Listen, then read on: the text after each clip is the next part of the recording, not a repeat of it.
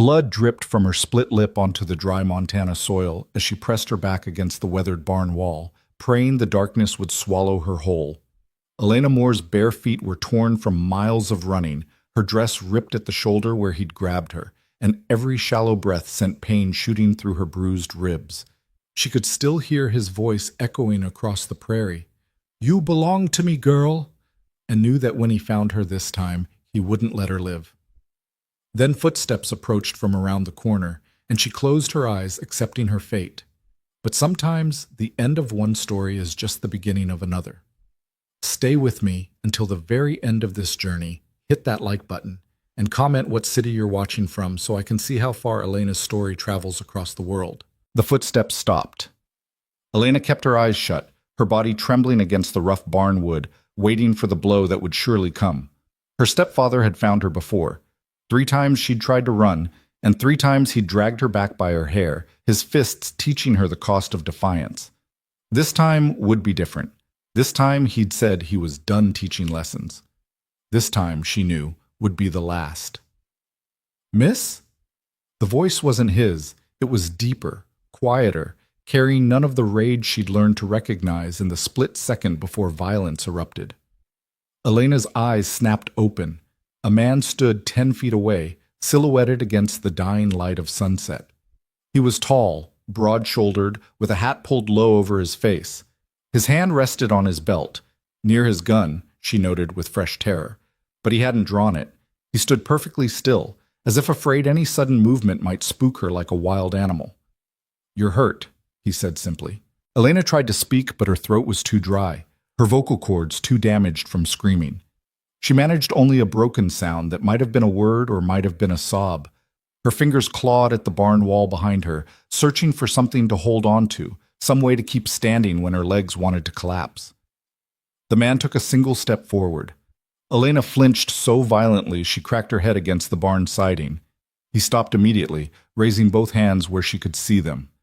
"Easy now," he said, his voice carrying the same gentle tone she'd heard ranch hands use with frightened horses. "I'm not going to hurt you. This is my property, my barn you're leaning against, and I'm guessing you didn't come all this way just to admire the architecture." Despite everything, despite the pain and terror and exhaustion threatening to drag her under, Elena felt something like a laugh catch in her chest. It came out as a wheezing cough that sent fresh agony through her ribs. The man's jaw tightened. Even in the fading light, she could see his expression shift from cautious concern to something harder, angrier. But the anger wasn't directed at her. She'd learned to read rage, to anticipate it, and this wasn't that. This was something else. "Who did this to you?" he asked quietly. Elena shook her head. Speaking would make it real. Saying the words out loud would mean acknowledging that she'd failed again, that she wasn't strong enough or smart enough or brave enough to escape the monster who'd married her mother and inherited her like furniture when consumption took the only person who'd ever loved her. "All right," the man said after a moment. "You don't have to tell me. But I'm Caleb Turner, and this is my ranch, and the sun's going down fast. Gets cold out here at night, even in summer. You need help, and I'm offering it. No strings, no questions you don't want to answer. Just a safe place to rest." Safe. The word was almost funny. Elena had learned there was no such thing as safe. Her mother's house hadn't been safe. The sheriff's office in town hadn't been safe. He'd just told her to go home and obey her stepfather like a dutiful daughter. The church hadn't been safe. The Reverend had suggested she pray harder and submit more cheerfully. Nowhere was safe. But she was so tired, so impossibly, bone-deep tired. "I can see you thinking," Caleb said, and she detected the faintest hint of something that might have been kindness in his voice. "Trying to decide if I'm another wolf in man's clothing. That's smart. You should be cautious. But I'll make you a deal. You come up to the house, get cleaned up, have something to eat, and you can keep my hunting knife in your hand the whole time. First sign I'm anything other than what I say I am, you use it. Fair?" Elena stared at him, trying to process this strange proposal. Men didn't offer women weapons to use against them. Men didn't offer help without expecting payment. Men didn't speak to her like she was a person capable of making choices. "Why?" she managed to croak, the words scraping out through her damaged throat. Caleb was quiet for a long moment. "My sister," he finally said. "She ran from a bad situation too, about 5 years back. Made it 3 days before they found her in a ditch. Sometimes I wonder if things might have been different if someone had helped her instead of looking the other way." He adjusted his hat, and Elena caught a glimpse of his face, weathered, strong-featured, with eyes that held old grief. "Can't change what happened to Sarah, but I can help you, if you'll let me." The truth of it settled over Elena like a heavy blanket. This man understood. Maybe not everything, but enough. Enough to recognize the desperation in a woman running for her life. Enough to offer help without demanding explanation. She pushed away from the barn wall, swaying on her feet. The world tilted sickeningly, and she would have fallen if Caleb hadn't closed the distance in 3 quick strides, catching her elbow with surprising gentleness. "Easy," he said again. "When's the last time you ate?" Elena tried to remember. Yesterday? The day before? Time had blurred into an endless cycle of running and hiding and running again. "That long, huh?" Caleb said, reading her silence correctly. "Come on. House is just over the rise. Can you walk, or should I carry you?" "Walk," Elena whispered fiercely. She'd crawl on her hands and knees before she'd let another man carry her anywhere. She'd learned what happened when you let yourself be carried. Caleb seemed to understand. He kept his hand under her elbow, supporting but not controlling, and matched his pace to her limping steps. Every movement sent pain shooting through her body, but Elena gritted her teeth and kept moving. Pain meant she was still alive. Pain meant she hadn't given up yet. The ranch house appeared as they crested a small hill. It was modest but well-maintained, a simple wooden structure with a covered porch and warm light glowing through the windows. Smoke rose from the chimney, and Elena could smell something cooking. Her stomach twisted with hunger so intense it was almost painful. "I've got a housekeeper," Caleb explained as they approached. "Mrs. Chen? Her husband works for me, and she keeps the place running. She'll help you get cleaned up. She's good people, won't ask questions, won't gossip." A Chinese woman appeared in the doorway as they approached, her face creasing with concern when she saw Elena's condition. She spoke rapidly in her native language. Elena couldn't understand the words, but she recognized the tone. It was the sound of a woman who'd seen too much suffering and wouldn't tolerate more. "Take her to the spare room," Caleb said. "Draw a bath, find her some clothes. I'll bring food up, Mrs." Chen nodded, reaching for Elena's hand. Her touch was warm and firm and completely lacking in threat. Elena let herself be led inside, too exhausted to resist anymore. The house was simple but clean, with sturdy furniture and curtains on the windows. A fire burned in the hearth, and the table was set for supper. It looked like a home, the kind Elena had never really had. Mrs. Chen guided her down a short hallway to a small bedroom. It held a simple bed with a quilt, a dresser, and a washstand. Nothing fancy, but it was private and clean and had a door with a lock on the inside. Elena's fingers trembled as she touched the lock mechanism. While Mrs. Chen bustled out to prepare a bath, Elena sank onto the edge of the bed. The mattress was soft, softer than anything she'd slept on in months. She wanted to lie down and never get up, but blood and dirt still covered her dress, and she couldn't bear to soil this clean space with the evidence of her trauma. Mrs. Chen returned with steaming buckets of water, filling a large metal tub that she'd somehow maneuvered into the room.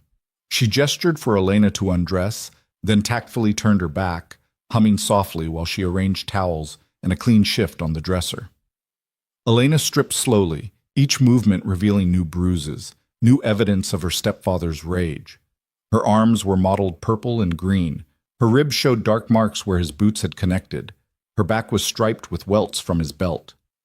When she finally lowered herself into the hot water, Elena couldn't stop the tears that came. The heat stung her wounds but also soothed her aching muscles, and the contrast was almost too much to bear. She scrubbed at her skin with the bar of soap Mrs. Chen had provided, trying to wash away not just the dirt and blood, but the memory of every unwanted touch, every violation, every moment she'd been treated as less than human. Mrs. Chen helped her wash her hair, gentle fingers working through tangles and scratches on her scalp. The older woman clucked sympathetically but didn't ask questions, just as Caleb had promised. When Elena was clean, Mrs. Chen helped her into the shift in a simple brown dress that was too large but serviceable. She wrapped Elena's torn feet in clean bandages and brushed out her hair with careful strokes. A knock on the door made Elena jump, her heart racing, but it was only Caleb's voice. "Food's outside the door. I'll leave it there." Mrs. Chen opened the door after waiting a moment, retrieving a tray laden with soup, bread, and hot tea. She set it on the bedside table and gestured for Elena to eat, then quietly left the room, closing the door behind her. Elena ate slowly at first, then faster as her body remembered its desperate need for sustenance. The soup was rich and hearty, the bread fresh and soft. She ate every bite, drained the teacup, and felt some small measure of strength return to her limbs. A soft knock came again. "You decent?" Caleb called through the door. "Yes," Elena answered, her voice still hoarse but stronger than before. Caleb entered, carrying the hunting knife he'd mentioned earlier. He laid it on the dresser, well within her reach, then took up a position near the door, close enough to talk, far enough to not be threatening. "Feel better?" he asked. Elena nodded. "Thank you," she managed. I can't pay you for this." "Didn't ask you to," Caleb said. "Though I do need to know one thing. Is someone coming after you?" Elena's hands clenched in her lap. The moment of truth. "Yes," she whispered. "Family? Stepfather, Walter Moore. He has a farm about 30 miles east of here, near Dawson Creek."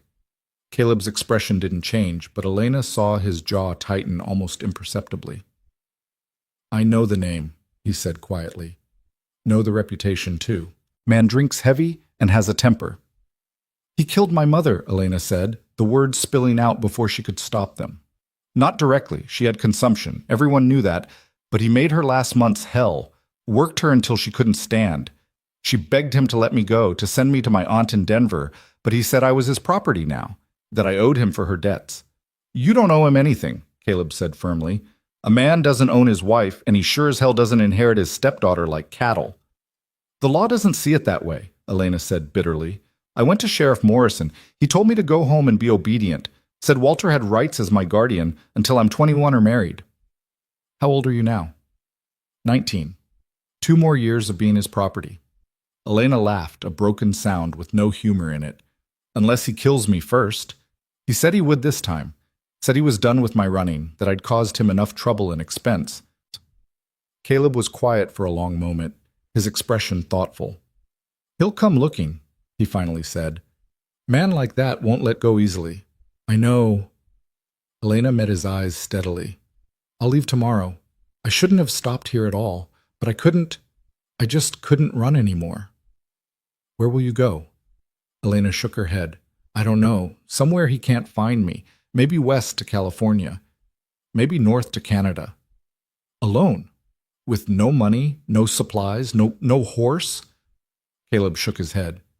"You wouldn't make it a week. The frontier's dangerous for a woman traveling solo, especially one who's injured." "Then what am I supposed to do?" Elena demanded, frustration and despair warring in her chest. "Just wait here for him to find me? Let him drag me back to that farm and finish what he started?" "No," Caleb said slowly. "There might be another way. Not a pleasant one, maybe, but it would be legal, and it would put you beyond his reach permanently." Elena's heart began to pound. "What way?" Caleb met her gaze steadily. "Marriage. If you're married, you're no longer under his guardianship. The law would recognize your husband's claim over his." The room seemed to spin. "Marriage? To who? I don't know anyone who—" She stopped, understanding dawning. "You?" "In name only," Caleb said quickly. "A legal arrangement, nothing more. You'd have a safe place to live, food to eat, protection from Walter Moore. I wouldn't demand anything from you. You'd have your own room, your own space, your own life, just with legal papers that say you're under my protection instead of his." Elena stared at him, trying to process this impossible proposal. "Why would you do that? You don't know me. I could be a thief, a liar, anything." "Could be," Caleb agreed, "but I don't think you are. And even if you were, it wouldn't matter much. I've got a ranch to run and not much use for a wife in the traditional sense anyway. I eat simple food, keep simple hours, don't much care about fancy things or social niceties. Having someone here who could help Mrs. Chen with the household, maybe teach some of the ranch kids their letters, that would be useful. And keeping you safe from a man who beats women? He shrugged. That just seems like the right thing to do. You don't even know if I can read, Elena pointed out, her mind racing through the implications of his offer. Can you? Yes. My mother taught me before she got sick. I can write too, and do figures. There you go, more than most folks around here. Caleb adjusted his hat. I'm not asking you to decide tonight. Sleep on it. Think it through. The offer stands until Walter Moore shows up, however long that takes. But when he does come, and he will, you'll need to have made a choice. Elena's mind whirled with possibilities and dangers. Marriage meant protection, yes, but it also meant binding herself to another man, another set of expectations and demands. How could she know Caleb Turner was what he seemed?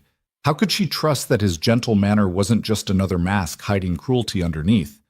But what other choice did she have? Running would get her killed, or worse. Staying unmarried would mean Walter could legally reclaim her. At least this way, she'd have some measure of security. And Caleb was right. She could judge his character better from inside his household than from the road. I need time, she finally said. You've got it, Caleb replied. He stood, moving toward the door. Get some rest. Mrs. Chen will bring breakfast in the morning. We can talk more then. He left, closing the door behind him. Elena heard his footsteps fade down the hallway, then the sound of him settling in another part of the house. She sat in the quiet room, listening to the unfamiliar sounds of the ranch, cattle lowing in the distance, the wind whistling under the eaves, the crackle of the fire in the main room. Normal sounds. Peaceful sounds. So different from the constant tension and terror of her stepfather's farm. Elena reached for the hunting knife Caleb had left on the dresser. It was well-maintained, sharp, balanced for both utility and defense, a weapon that could save her life if she needed it to. She placed it under her pillow, within easy reach, then climbed into the bed. The sheets were clean and smelled of lavender. The quilt was heavy and warm. The door had a lock she could control. For the first time in longer than she could remember, Elena allowed herself to relax. Not completely, she'd probably never completely relax again, but enough to let exhaustion pull her under. She dreamed of her mother, young and healthy, laughing in a garden full of wildflowers. In the dream, her mother took her hand and said, "Sometimes the hardest thing and the right thing are the same thing, Elena. You'll know when the moment comes." Elena woke to sunlight streaming through the window and the smell of coffee drifting from the kitchen. For a moment, she couldn't remember where she was.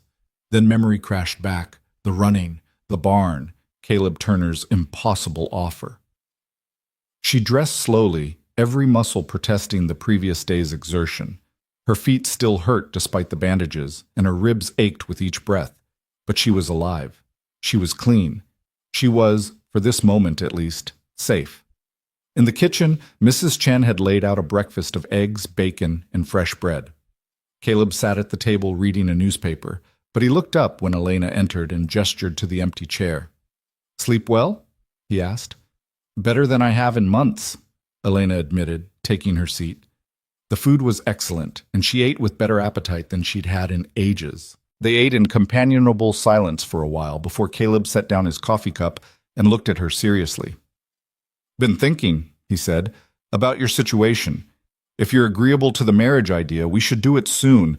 Walter Moore's probably been searching for you for days now. Won't be long before he thinks to check neighboring ranches." Elena's stomach clenched. "How soon?" "Today, if possible. I can ride into town, talk to Reverend Matthews. He'll do the ceremony quiet-like, no fuss. We'll file the papers with the county clerk, make it legal and official." "That fast?" Elena's head spun. "Law's pretty straightforward about it. We're both of age, both unmarried, both willing. That's all that matters legally." He paused. "The question is whether you're willing." Elena stared at her plate, her mind racing through every possible outcome. If she refused, she'd have to leave today, risk the road alone, probably die in some ditch like Caleb's sister. If she accepted, she'd be binding herself to a stranger, trusting that his kindness was genuine and not just another trap. But she'd been watching him carefully since she woke up.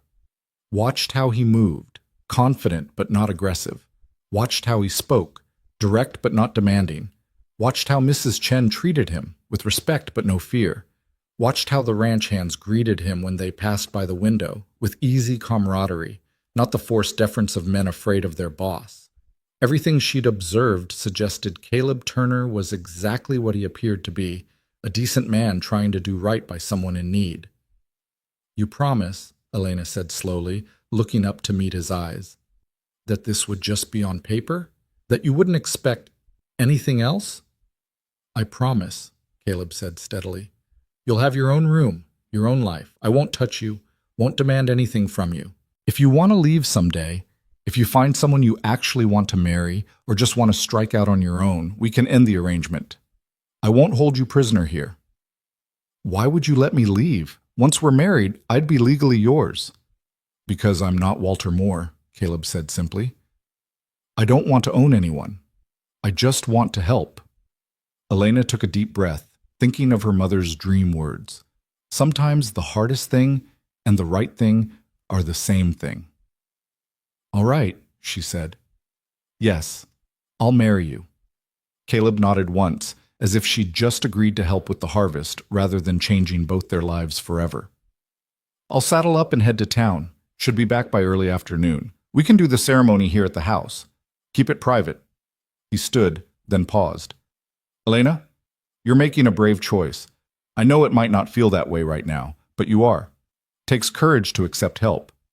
Then he was gone, leaving Elena alone with Mrs. Chen in a future she couldn't quite comprehend. The hours crawled by. Elena helped Mrs. Chen with simple tasks around the house, grateful for the distraction. The older woman taught her where things were kept, how Caleb liked his coffee, which chickens were the best layers. Normal, domestic information that felt surreal given what was about to happen. Around 2 in the afternoon, they heard horses approaching. Elena's heart leaped into her throat, terror flooding through her. Was it Walter? Had he found her already? But it was Caleb, accompanied by an elderly man in dark clothes who could only be the Reverend. They dismounted, and Caleb led the Reverend inside. "Elena Moore, this is Reverend Matthews," Caleb said formally. "Reverend, this is the young lady I told you about." The Reverend was ancient, with kind eyes and gentle hands that trembled slightly as he opened his Bible. "Mr. Turner has explained your situation," he said quietly. "I want you to know that you have my complete discretion. What happens here stays here." "Thank you," Elena whispered. The ceremony was brief and simple. They stood in the main room with Mrs. Chen and her husband as witnesses. Reverend Matthews asked the traditional questions. Caleb answered in his steady, quiet voice. When it was Elena's turn, she heard herself say, "I do," as if from a great distance. Caleb produced a simple gold band, his mother's, he explained quietly, and slipped it onto Elena's finger.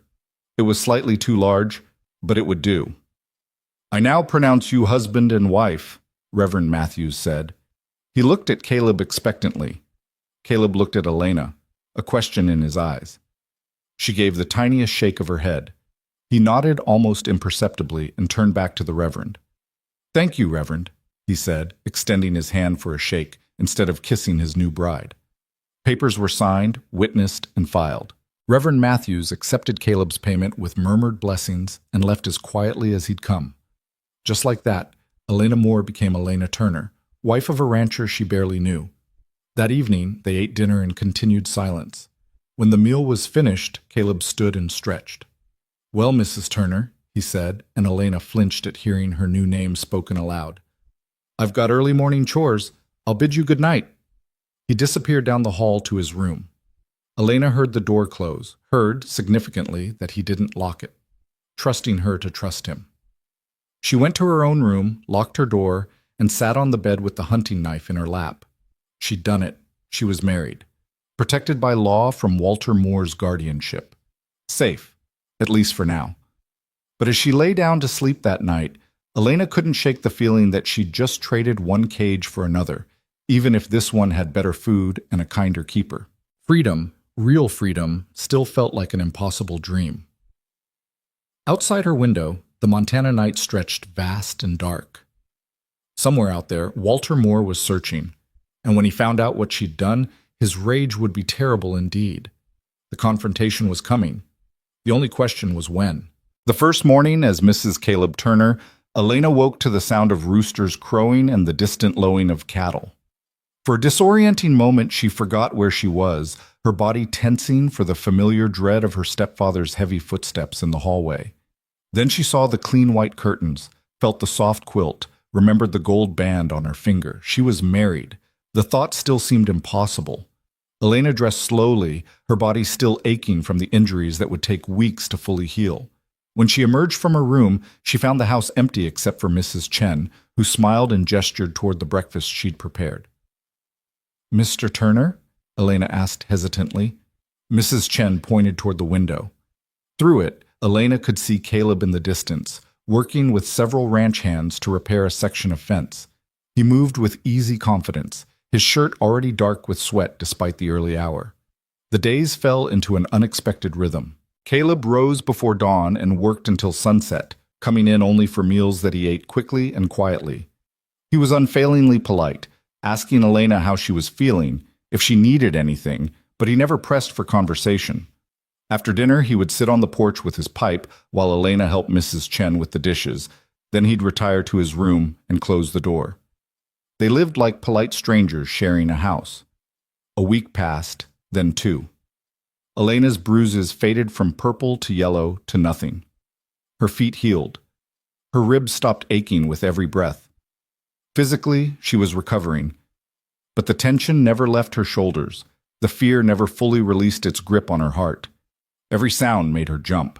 Every unfamiliar horse on the horizon made her run to the window, certain it was Walter come to drag her back. Caleb noticed, though he said nothing at first. But on the third week of their marriage, as they sat at dinner, he finally spoke. "You can't live like this," he said quietly. Elena's fork froze halfway to her mouth. "Like what?" "Like a rabbit waiting for the hawk. You barely sleep. I can hear you pacing at night. You won't go outside unless Mrs. Chen is with you. You flinch every time a door closes." He met her eyes across the table. "I know you're afraid he'll come, but you can't let that fear cage you worse than he ever did." "Easy for you to say," Elena shot back, surprising herself with the sharpness in her voice. "You're not the one he wants to kill." "No," Caleb agreed. "But I am the one who'll stand between you and him when he shows up. And he will show up, Elena. Man like Walter Moore doesn't just let go. So the question isn't if he'll come, it's whether you'll be ready when he does." Elena set down her fork, her appetite gone. "How am I supposed to be ready? I can't fight him. I tried that. It only made things worse." "You don't have to fight him. That's my job now." Caleb pushed back from the table and walked to a cabinet in the corner. He returned with a small revolver, placing it on the table between them. "But you should know how to protect yourself anyway. Tomorrow, I'll teach you to shoot." Elena stared at the gun as if it were a snake. "I don't want to touch that." "I understand, but wanting and needing are different things." Caleb's voice was gentle but firm. "You need to know you're not helpless. You need to know that if the worst happens, you can defend yourself. That knowledge might be what finally lets you sleep at night." Elena reached out slowly, her fingers brushing the cold metal. She'd never held a gun before. Her stepfather had kept his rifles locked away, tools of power he would never share with someone he considered property. "All right," she whispered, "teach me." The next morning, Caleb led her to a clearing behind the barn where he'd set up a row of tin cans on a fence post. He showed her how to hold the revolver, how to aim, how to squeeze the trigger rather than pull it. "Don't be afraid of the kick," he said, standing close behind her to adjust her stance. Elena tensed at his proximity, and he immediately stepped back, giving her space. "It'll jump in your hand, but if you're holding it right, it won't hurt you." The first shot went wide, the crack of the gunshot making Elena's ears ring despite Caleb's warning. The second hit dirt 5 feet from the target, but the third knocked a can clean off the post. "There," Caleb said, and she could hear the approval in his voice. "You're a natural." They practiced for an hour each morning after that. Elena found herself looking forward to these sessions, not just for the skills she was gaining, but for the time with Caleb. He was patient, encouraging, never condescending. When she hit a target, he'd nod with satisfaction. When she missed, he'd help her adjust and try again. "Why are you doing all this?" she asked one morning after she'd hit 4 cans in a row. "Teaching me, protecting me, asking nothing in return." "Men don't do that."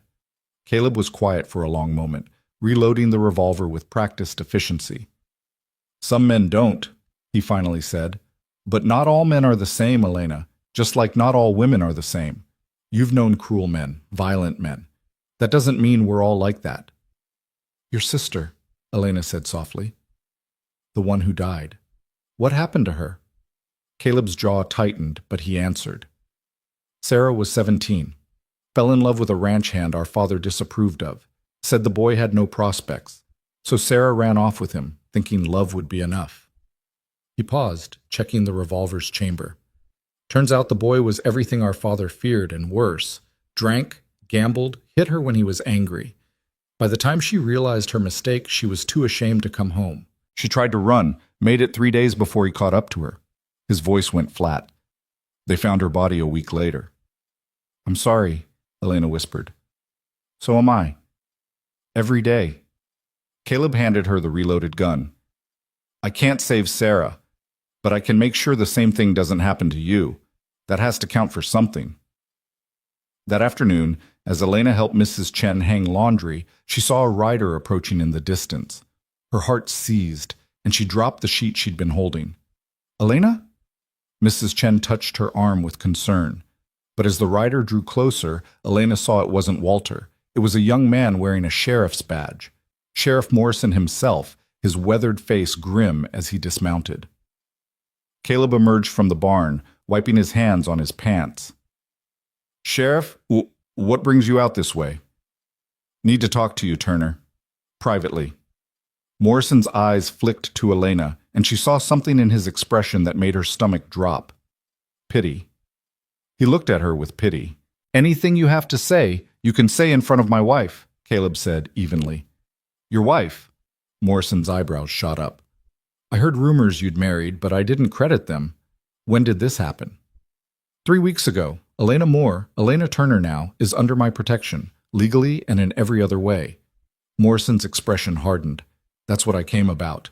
Walter Moore's been in town making accusations. Says his stepdaughter ran off with some of his money and valuables. Says she's a thief and he wants her back to face justice." Elena's vision swam. Of course. Of course Walter would twist the story, make himself the victim. "That's a lie," she said, her voice shaking. "I didn't take anything. I barely escaped with the clothes on my back." "Can you prove that?" Morrison asked, not unkindly, but not sympathetically either. "Can he prove she did take anything?" Caleb countered. "Or is this just the word of a man angry that his punching bag escaped?" Morrison's face flushed. "That's a serious accusation, Turner." "So is calling my wife a thief?" Caleb moved to stand beside Elena, not touching her, but close enough that she could feel his solid presence. "Sheriff, I'll ask you plain. Are you here to arrest her?" "No," Morrison admitted. "But Moore is making noise about pressing charges. He's also making noise about the marriage. Says it's not legal since she was his ward and didn't have his permission." "She's 19, Caleb said flatly. "She doesn't need his permission, and we were both unmarried adults who consented freely. Reverend Matthews performed the ceremony, and the papers are filed with the county. Everything's legal and proper." "Moore says you coerced her. That she couldn't possibly have agreed to marry you freely after only knowing you a few days." "And what do you say, Mrs. Turner?" Morrison asked, turning to Elena. "Did this man force you into marriage?" Elena's hands clenched at her sides. Here was her chance to speak truth, to tell someone with authority exactly what Walter Moore had done to her. But she'd tried that before, hadn't she? She'd gone to Morrison's office covered in bruises, and he'd told her to go home and be obedient. "No," she said clearly. "Caleb Turner has shown me nothing but kindness and respect. I married him of my own free will to escape a man who beat me, threatened to kill me, and treated me like property. If you want to know about coercion, Sheriff, ask Walter Moore how he convinced my mother to sign over all her property to him before she died.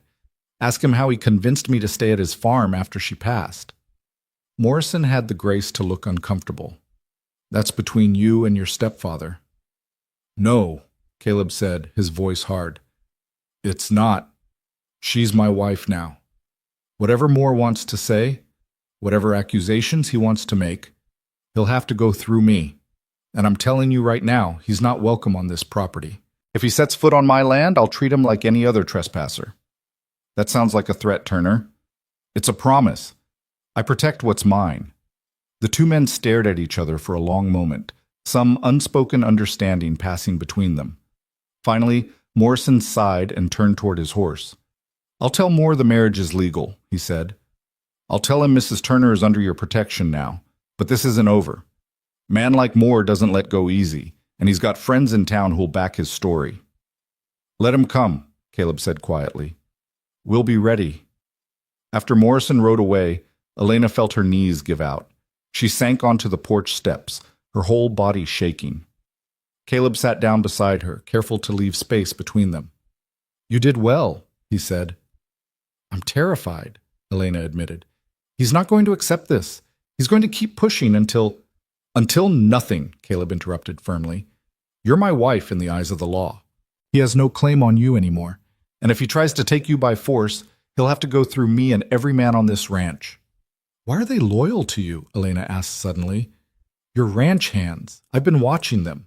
They don't fear you, but they'd follow you into hell. Why? Caleb was quiet for a moment. Because I treat them fair. Pay them honest wages. Give them decent food and housing. Listen when they have problems. Most of them came from situations like yours, running from something or someone. I gave them a chance to start over. No questions asked. They know I'd stand up for them just like I'm standing up for you. You're a good man, Caleb Turner, Elena said softly. I'm just a man trying to do right, he replied. Not always succeeding, but trying. That evening, Caleb called a meeting of his ranch hands. Elena watched from the porch as he explained the situation, that her stepfather might try to cause trouble, that everyone should be alert for strangers on the property. An older ranch hand named Pete spoke up. We'll keep watch, boss. Anyone comes looking for trouble, they'll find more than they bargained for. The others nodded agreement, their faces grim and determined. Elena felt something shift in her chest. These men, strangers all, were willing to defend her simply because Caleb had asked them to, because she was one of them now, part of this odd family of misfits and refugees. The days that followed were tense. Elena continued her shooting lessons, getting better with each session. Caleb taught her other things too, how to ride a horse properly, how to identify edible plants, how to read the weather signs in the sky, survival skills for a woman who might need to run again someday. I'm not planning to leave, Elena said one afternoon as he showed her how to saddle a horse. You know that, right? I know. But the world is unpredictable. Better to be prepared than helpless. Mrs. Chen began teaching Elena to cook, to preserve food, to manage a household. The older woman had warmed to her, and sometimes Elena caught her humming while they worked together, a sound of contentment that made something in Elena's chest ache with an emotion she couldn't name. One evening, a month after the sheriff's visit, Elena found Caleb on the porch after dinner, staring out at the darkening prairie. Can I sit? She asked. It's your porch too, he said, gesturing to the empty chair beside him. They sat in comfortable silence for a while, listening to the evening sounds of the ranch settling down for the night. I've been thinking, Elena said finally, about what I could do here, to contribute, beyond helping Mrs. Chen. You don't have to do anything, Caleb said. The arrangement was, I know what the arrangement was, but I'm here and I'm healed now and I need to feel useful. She took a breath. Some of the ranch hands have children. I saw them playing by the creek yesterday. None of them go to school. The nearest one is 20 miles away in town. Caleb turned to look at her, interest sparking in his eyes. You want to teach them? If you'd allow it, nothing formal, just basic reading and figures. Maybe in one of the unused outbuildings. We could set up a classroom of sorts. That's a fine idea, Caleb said slowly. Better than fine. Those kids deserve a chance to learn. Their parents would be grateful. Then I can do it? Elena, you're my wife. You don't need my permission to do good in the world. He smiled slightly. But yes, I'll help you set it up. We can convert the old storage shed. It's got good light and enough space for desks. Over the next week, they worked together to transform the shed. Caleb and some of the ranch hands built rough desks and benches. Elena cleaned and organized, creating a space that felt welcoming despite its humble origins. Mrs. Chen donated some old books she'd been saving, and Caleb rode into town to purchase slates and chalk. The morning Elena's school opened, 7 children showed up, ranging in age from 6 to 13. Their parents came too, cautious but hopeful, thanking her with rough sincerity. "You sure about this, ma'am?" asked Maria, whose 3 children were among the students. "Teaching's not easy work." "I'm sure," Elena said, and realized she meant it. Teaching filled something in Elena she hadn't known was empty. The children were eager, hungry for knowledge, and watching their faces light up when they mastered a new word or solved a problem made her feel purposeful in a way she never had before. Caleb would sometimes stop by during his rounds, leaning in the doorway to listen as Elena taught. Once she caught him smiling at the sight of the children bent over their slates, tongues sticking out in concentration. "You're good at this," he said later. "Natural teacher." "My mother taught me," Elena said, "before she got sick. I always thought I'd like to teach someday, but then—" She trailed off. "Then Walter Moore decided your future for you," Caleb finished. "Well, he doesn't get to decide anymore. You do." That night, Elena lay in her bed thinking about how her life had changed. 2 months ago, she'd been running for her life, convinced she had no future beyond survival. Now she had a home, a purpose, and something that felt dangerously close to hope. The fear was still there. She still jumped at unexpected sounds, still checked the horizon for unwelcome riders, but it was getting smaller. The world was becoming bigger than her terror, fuller than her trauma. She thought about Caleb too, more than she probably should. He'd kept every promise he'd made that first night. He never entered her room uninvited, never touched her without cause, never demanded anything from her.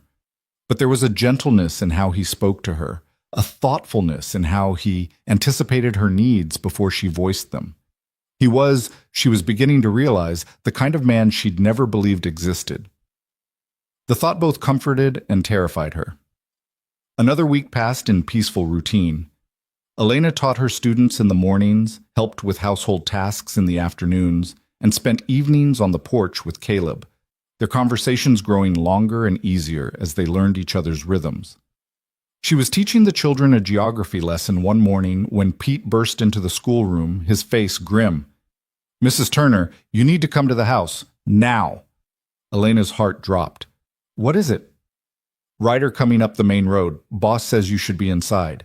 The children sensed the tension, going quiet. Elena forced her voice to remain calm. "Class is dismissed for today. Go straight home and stay with your parents." She hurried toward the house, Pete keeping pace beside her. Caleb stood on the porch, his rifle held casually but ready, his expression hard. "Is it him?" Elena asked, though she already knew the answer. "Looks like," Caleb said. "Go inside with Mrs. Chen. Lock the door and don't come out until I say." "No." Elena's voice was steadier than she felt. "He's here because of me. I won't hide." Caleb turned to look at her, something fierce and protective flashing in his eyes. "Elena." "I won't hide," she repeated. "Not anymore." The rider crested the hill, and Elena's blood turned to ice. It was Walter Moore, his face red with rage even from a distance. Behind him rode 3 other men, all armed. He'd brought help. He'd come prepared for violence. "Well," Caleb said quietly, checking his rifle, "I guess it's time to settle this once and for all." Elena's hand instinctively went to her pocket, where she now kept the small revolver Caleb had given her. She'd hoped never to use it for anything but target practice. That hope, she realized as Walter Moore dismounted with murder in his eyes, was about to be tested. The confrontation she'd been dreading for 2 months had finally arrived. And despite the terror coursing through her veins, Elena found herself standing firm beside her husband, ready to face the monster from her past. Whatever came next, she wouldn't face it alone. Walter Moore strode toward the porch with the confidence of a man who'd never been told no in his life. He was tall and thick-bodied, with hands like slabs of meat, and a face that might have been handsome once before drink, and cruelty had carved deep lines around his mouth. The 3 men behind him fanned out, hands resting on their gun belts in a way that left no doubt about their intentions. There's my wayward daughter, Walter called out, his voice carrying the false cheer of a showman. Been worried sick about you, girl. Came to take you home where you belong.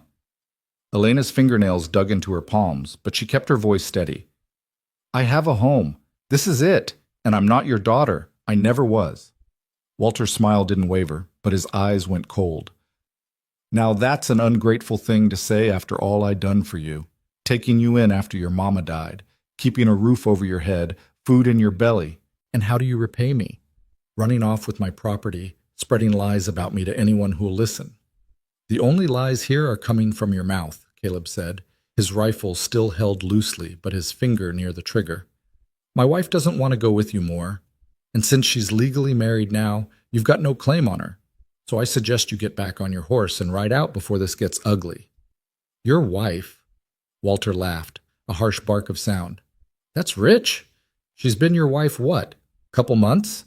And you expect me to believe she married you willingly? Girl's slow in the head, always has been. Wouldn't know a good decision if it bit her. That marriage ain't legal. She was under my guardianship, needed my permission. She's 19, Caleb replied.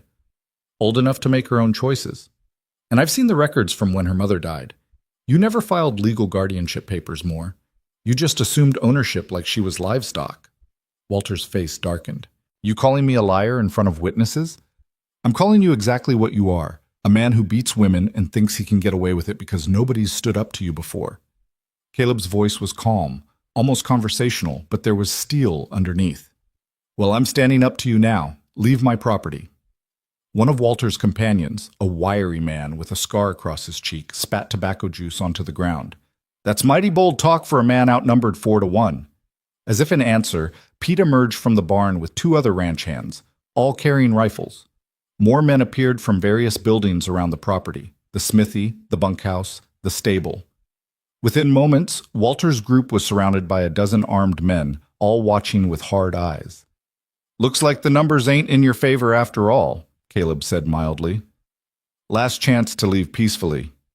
Walter's hand moved toward his gun, but the scarred man grabbed his arm. Boss, this ain't the play. Too many of them. I don't care how many there are, Walter snarled, shaking off the hand. That girl's mine, and I'm not leaving without her. I'm not a girl, Elena said, surprised by the strength in her own voice. And I'm not yours. I never was, even when my mother was alive. You don't own people, Walter. You never did. Your mama gave you to me, Walter said, his voice dropping to something uglier, more honest. Signed papers before she died. Said you'd work off her debts. My mother was dying and out of her mind with pain, Elena shot back. You got her to sign things she never would have agreed to if she'd been in her right mind.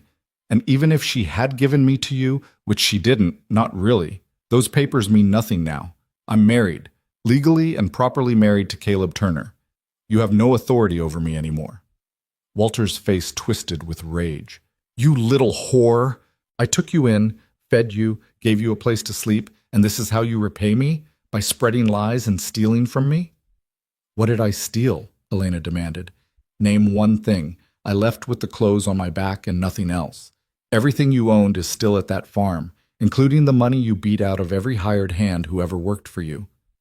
You stole yourself, Walter said, taking a step forward. The ranch hands immediately raised their rifles, and he froze.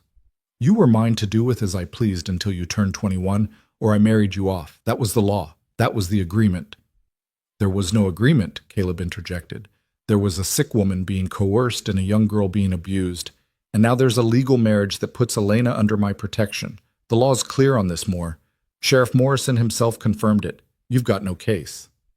Morrison's a fool who don't understand how things really work, Walter spat. Girl like her needs a firm hand, needs to be taught her place. You're too soft, Turner. Give her a few months and she'll run from you too. Or worse, she'll rob you blind and leave you looking like a fool. If she wants to leave, she can, Caleb said simply. I won't stop her. That's the difference between you and me. I don't need to chain someone to keep them. Walter's laugh was bitter. You think you're better than me? You think because you got a nice ranch and play the gentleman that you're somehow above the rest of us? You're a fool, Turner. That girl's poison. She destroyed her own mother with her laziness and complaining, drove her to an early grave with her constant demands. My mother died of consumption, Elena said, her voice shaking with fury now instead of fear. She got sick because you worked her 16 hours a day in all weather. She got sick because you wouldn't pay for a doctor when she first started coughing. She got sick because you'd rather spend money on whiskey than medicine. And when she was dying, when she was begging you to let me go to my aunt in Denver, you laughed in her face and told her I was payment for all the trouble she'd caused you. That's a lie. Is it? Elena took a step forward, and Caleb's hand twitched toward her but didn't stop her. Then why do you still have the bruises on your knuckles from the last time you hit me? Why did Sheriff Morrison see my face covered in blood when I came to him for help? Why did Doc Henderson write in his notes that my mother had broken ribs and burns on her arms 2 months before she died? Walter's face went purple. Doc Henderson's dead. Can't prove nothing from a dead man's notes. Actually, his widow kept all his medical journals, Caleb said. I rode into town last week and had a conversation with her. Very enlightening reading. She's willing to testify if this goes to court. Elena stared at Caleb, shock rippling through her. He'd been gathering evidence, building a case against Walter without telling her? The realization that he'd been protecting her even in ways she didn't know made something warm bloom in her chest. Walter seemed to realize he was losing ground. His hand moved toward his gun again, faster this time. I'm taking what's mine, and any man who tries to stop me will regret it. Draw that weapon, and you'll be dead before it clears the holster, Pete called out from his position near the barn. We got 8 rifles pointed at you right now, Moore. You ain't that fast. For a long moment, nobody moved.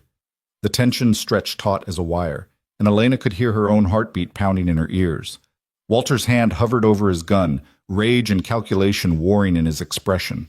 Then hoofbeats sounded from the road, and everyone turned to see Sheriff Morrison riding up fast, his deputy beside him. What in blazes is going on here, Morrison demanded, taking in the armed standoff with a lawman's practiced eye. This man's trespassing on my property and threatening my wife, Caleb said calmly. I've asked him to leave. He's refused. That's so? Morrison looked at Walter. That true, Moore? This is a family matter, Walter said, trying to regain his composure. I came to collect my stepdaughter, who ran away with stolen property. Turner here's harboring a thief and a liar. Mrs. Turner's not your stepdaughter anymore, Morrison said tiredly. She's a married woman. And as for the theft charges, you never filed a formal complaint or provided a list of missing items. Just made a lot of noise in town about being wronged. I'm filing now, Walter said. She took a silver locket, $200 in cash, and my wife's wedding ring. Elena gasped. That's not true. I never touched any of those things. Prove you didn't, Walter sneered. Burden of proof's on you, Moore, Morrison said. And frankly, I'm getting tired of this whole situation. You've been in my office 3 times making complaints, but you never bring evidence, just accusations. What more evidence do you need than my word? Walter demanded.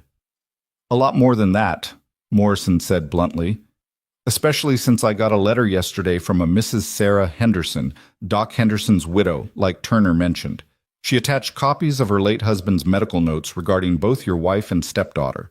Makes for disturbing reading, Moore. Real disturbing. Walter's face went from purple to white. That's private medical information. Can't be used against me.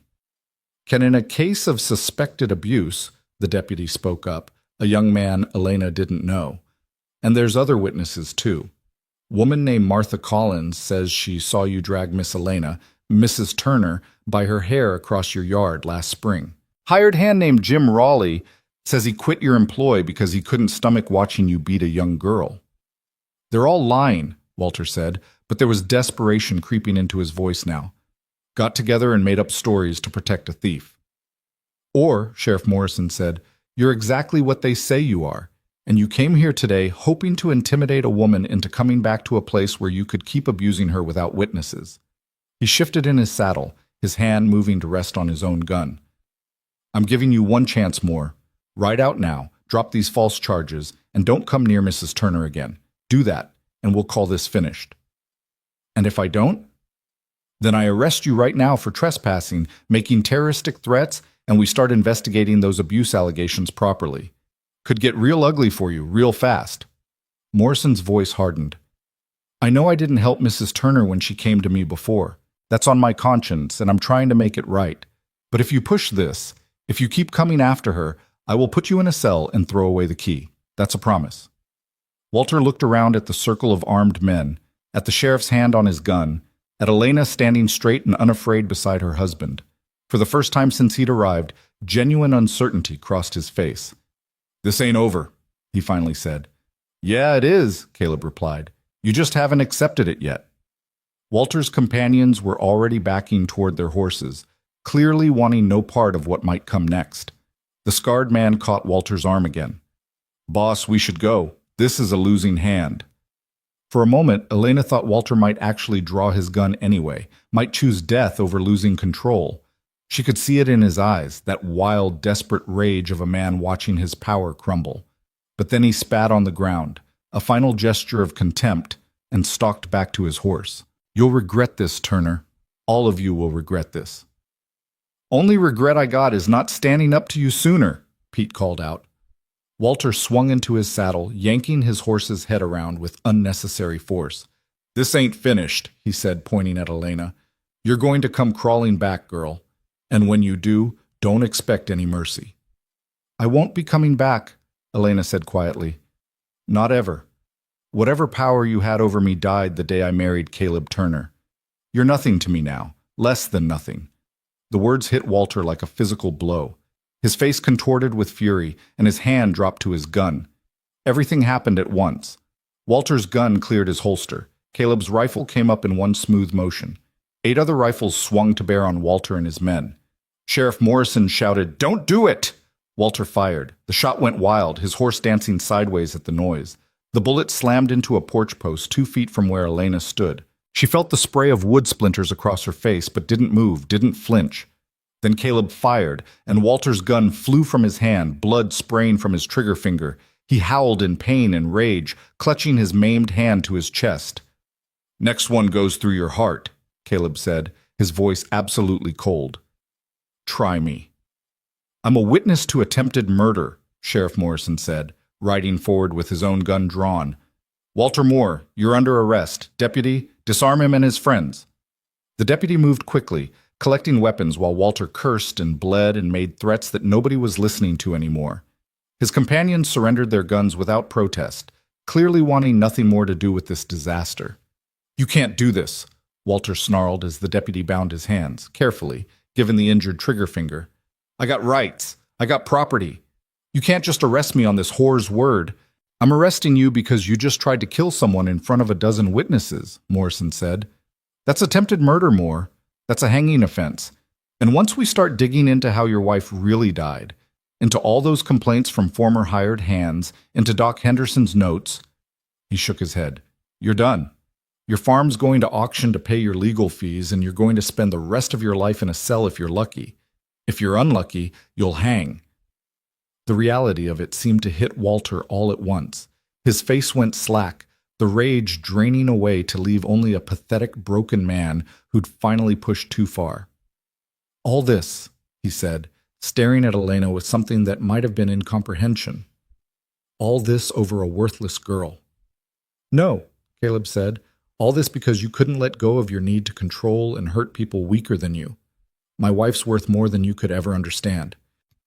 Sheriff Morrison hauled Walter toward his horse.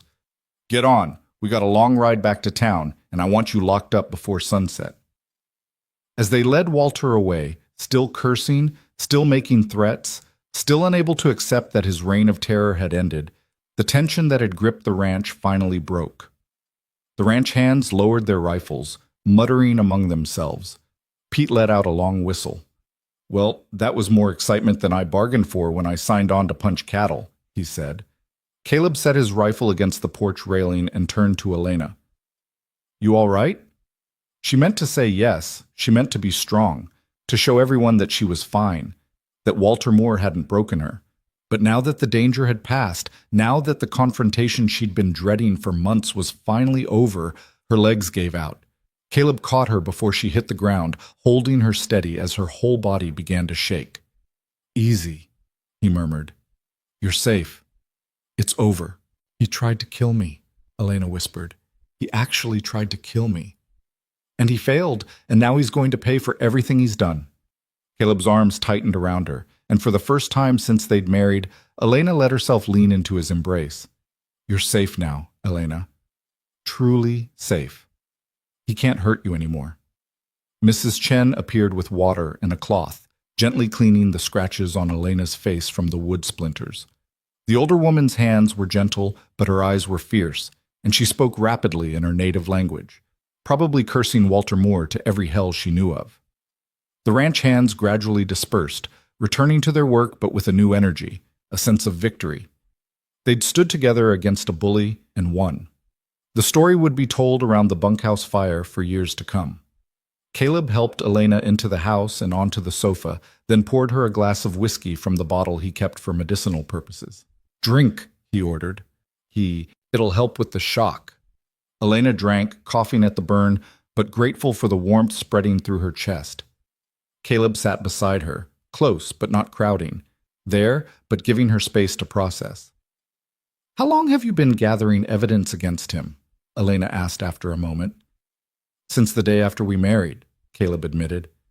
"I knew he'd come eventually, knew we'd need more than just our word against his if it came to a legal fight. So I rode into town, talked to Doc Henderson's widow, tracked down some of his former hired hands, built a case." He met her eyes. "I should have told you. I just didn't want you to worry more than you already were." "You were protecting me," Elena said softly. "Again. That's what husbands do. Or should do anyway. Real husbands, not monsters like Moore." Elena looked down at the gold band on her finger, thinking about everything that had happened since Caleb Turner had found her hiding behind his barn. He'd offered protection without asking for payment. He'd given her space to heal, taught her to defend herself, supported her dreams of teaching. He'd stood between her and danger without hesitation, willing to take a bullet to keep her safe. And he'd done it all while maintaining the boundaries they'd agreed to, never once demanding more than she was willing to give. "Caleb," she said quietly, "this marriage, it started as an arrangement, a way to protect me legally." "It did," he agreed, his voice carefully neutral. "But it's not just that anymore, is it?" Caleb was quiet for a long moment, his hands clasped between his knees. "No," he finally said. "Not for me, anyway. Hasn't been for a while now." Elena's heart hammered in her chest. "When did it change?" "Honestly, I think it changed that first morning when I watched you push yourself to walk to the house, even though every step hurt. You were terrified and hurt and exhausted, but you refused to give up your dignity, refused to let me carry you even though it would have been easier." He smiled slightly. "I've known a lot of people, Elena. Few of them had half your courage." "I don't feel courageous," Elena admitted.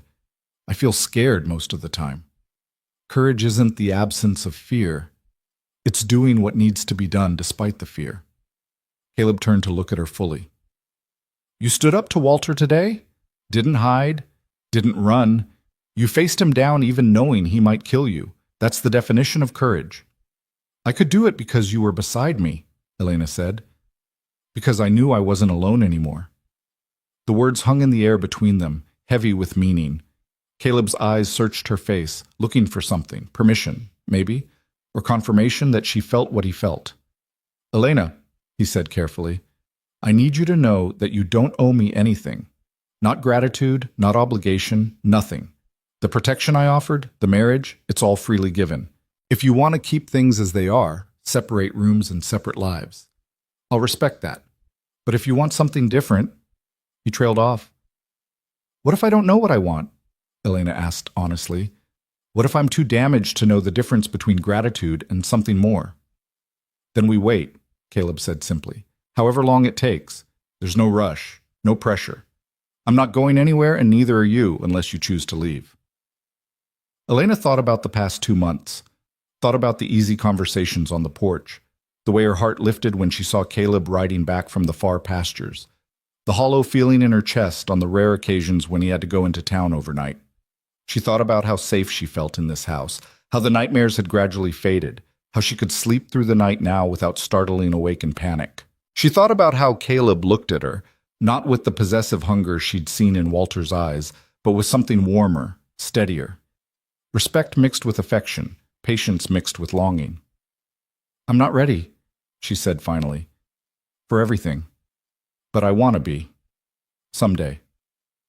Someday works for me, Caleb said, and the relief in his voice made Elena smile despite everything. That night, for the first time since she'd arrived at the ranch, Elena slept without locking her door. It was a small thing, a gesture of trust, but it felt monumental. The next morning, Sheriff Morrison returned with news. Walter Moore had been formally charged with attempted murder, assault, and a litany of other crimes.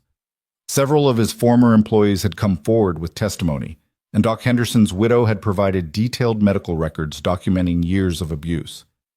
He's looking at 20 years minimum, Morrison told them over coffee in the kitchen. More likely he'll hang. Depends on how the trial goes. Will Elena have to testify? Caleb asked. Probably, but you'll be there with her, and we've got enough other witnesses that her testimony's just supporting evidence. Morrison looked at Elena. I owe you an apology, Mrs. Turner. You came to me for help once, and I turned you away. That was wrong. I let my assumptions about how things should work override my duty to protect someone in danger. Why are you helping now? Elena asked. What changed? Morrison was quiet for a moment. My daughter, he finally said. She's about your age. A few weeks ago, she told me about a man in town who'd been bothering her, making her uncomfortable. And I realized that if she ever came to me bruised and bleeding like you did, I'd want someone to help her. I'd want someone to believe her. He shook his head. Can't change what I did, or didn't do, before. But I can make sure Walter Moore never hurts anyone again. After Morrison left, life on the ranch slowly returned to normal. Elena reopened her school, and the children returned with questions about the excitement they'd witnessed. She answered honestly but carefully, teaching them that standing up to bullies was right, but that violence should always be a last resort. The ranch hands treated her differently now, not with fear or even really with deference, but with the easy respect of people who'd stood together in battle. She was one of them now, in truth, not just by marriage, but by shared experience. And Caleb was still Caleb, patient, steady, giving her space while making it clear he'd be there whenever she was ready to close the distance between them. 3 weeks after Walter's arrest, a letter arrived from the territorial prosecutor. The trial was set for November. Elena would need to testify, but the case was strong even without her. Walter Moore, once a man who'd terrorized everyone around him with impunity, was facing justice at last. Elena stood on the porch that evening, watching the sun set over the Montana prairie. Caleb joined her, 2 cups of coffee in hand, and they stood together in comfortable silence. You thinking about the trial? He asked. Thinking about how strange life is, Elena said. 3 months ago, I was hiding behind your barn thinking I was about to die. Now I'm standing here planning to face my abuser in court and knowing I'll walk away alive afterward. Life can change fast, Caleb agreed, for good or bad. This was good, Elena said softly. Finding you, this place, this life. It's all good. She felt Caleb's hand brush against hers, tentative, asking permission.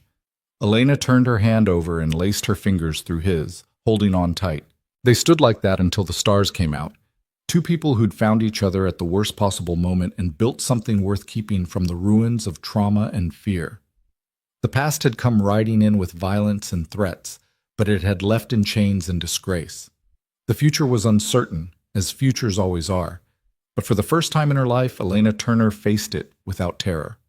She faced it with hope. The weeks following Walter's arrest passed with a strange mixture of peace and anticipation. Elena found herself waiting for the other shoe to drop, for some new catastrophe to shatter the fragile normalcy she'd built. But the days kept arriving quiet and uneventful, filled with teaching and household routines and evening conversations with Caleb that stretched longer each night. The hand-holding on the porch had become regular now, a comfortable intimacy that asked nothing more than what it was. Sometimes Caleb's thumb would trace small circles on the back of her hand, an absent gesture that made Elena's heart skip in ways she was still learning to understand. One morning in late September, Elena was helping Mrs. Chen preserve the last of the summer vegetables when the older woman paused in her work and studied Elena with knowing eyes. "You different now," Mrs. Chen said in her careful English. "Not so afraid. More here." She tapped her own chest over her heart. Elena smiled, slicing another cucumber. I feel different. Safer, I suppose. Not just safe, Mrs. Chen said. Happy. You love him, yes? The knife slipped, nearly catching Elena's finger. That's not... We have an arrangement. Mrs. Chen made a dismissive sound. Arrangement. She waved her hand. I see how you watch him, how he watch you. That not arrangement. That love. Just too scared to say. It's complicated, Elena protested weakly. Love always complicated, Mrs. Chen said with the wisdom of someone who'd lived through her own complications. But also simple. You want be with him? He want be with you? Everything else just details. Elena thought about that conversation all afternoon as she taught her students their arithmetic. Was it really that simple? Could she just choose to move forward, to let herself feel what she was feeling without analyzing every emotion for signs of dependence or trauma or gratitude masquerading as something more? That evening, Caleb came in from the range earlier than usual, dusty and tired, but with something bright in his eyes. Got news from Morrison, he said, washing his hands at the pump. Trial's been moved up to October 15th. Prosecutor thinks they've got enough evidence that it'll be quick. Elena's stomach clenched. That's less than 3 weeks. I know. Caleb dried his hands and turned to face her. I'll be right there with you the whole time. And Elena, you don't have to testify if you don't want to. They've got plenty without your testimony. No, Elena said firmly.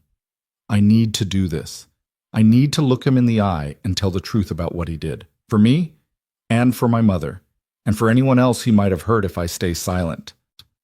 Pride flickered across Caleb's face. You're the bravest person I know. I'm terrified, Elena admitted. That's what makes it brave. The days leading up to the trial passed too quickly and too slowly at once. Elena practiced her testimony with Caleb, going over the questions the prosecutor had sent in a letter. She forced herself to remember details she'd tried to forget. The specific beatings, the threats, the day her mother had died with Walter standing over her bed counting the hours until he could sell off her belongings. Caleb listened to all of it without flinching, though she saw his jaw tighten and his hands curl into fists. When she finally broke down crying halfway through describing the night she'd run, he pulled her into his arms and held her while she shook. I've got you, he murmured against her hair. I've got you, and I'm not letting go. Elena clung to him, breathing in the scent of leather and soap and something uniquely Caleb. In his arms, the memories lost some of their power. They were just events that had happened, not chains that still bound her. Thank you, she whispered when she could speak again. For what? For being exactly who you are. Elena pulled back just enough to look up at him. For never making me feel weak for being afraid, for standing beside me instead of in front of me. Caleb's hand came up to cup her face, his thumb brushing away the tears on her cheek. Elena. He stopped, seemed to struggle with something, then continued. I need you to know that whatever happens in that courtroom, whatever you have to say or relive, you're not alone in it. Not anymore. Not ever again if I have anything to say about it. You won't leave? The question came out small and uncertain. Not unless you tell me to. His eyes were intense, serious. And even then, I'd probably argue. Elena felt something shift inside her chest, like a locked door finally swinging open. What if I never tell you to leave? What if I want you to stay forever? Caleb went very still. Is that what you want? I think it might be, Elena said slowly, testing the words as she spoke them. I'm still figuring out what I feel and why I feel it, but I know I don't want to imagine this life without you in it. I know I look forward to seeing you every morning and miss you when you're gone overnight. I know when you hold my hand, it feels like the safest place in the world. Elena. Her name was almost a prayer on his lips. I don't want to rush you. I don't want you to feel like you owe me anything just because... This isn't about owing, Elena interrupted. This is about choosing. You told me once that you wouldn't hold me prisoner, that I could leave whenever I wanted. Well, I'm choosing to stay. Not because I'm afraid to leave or because I have nowhere else to go, but because this is where I want to be. Caleb's forehead came to rest against hers, and they stood like that for a long moment, breathing together.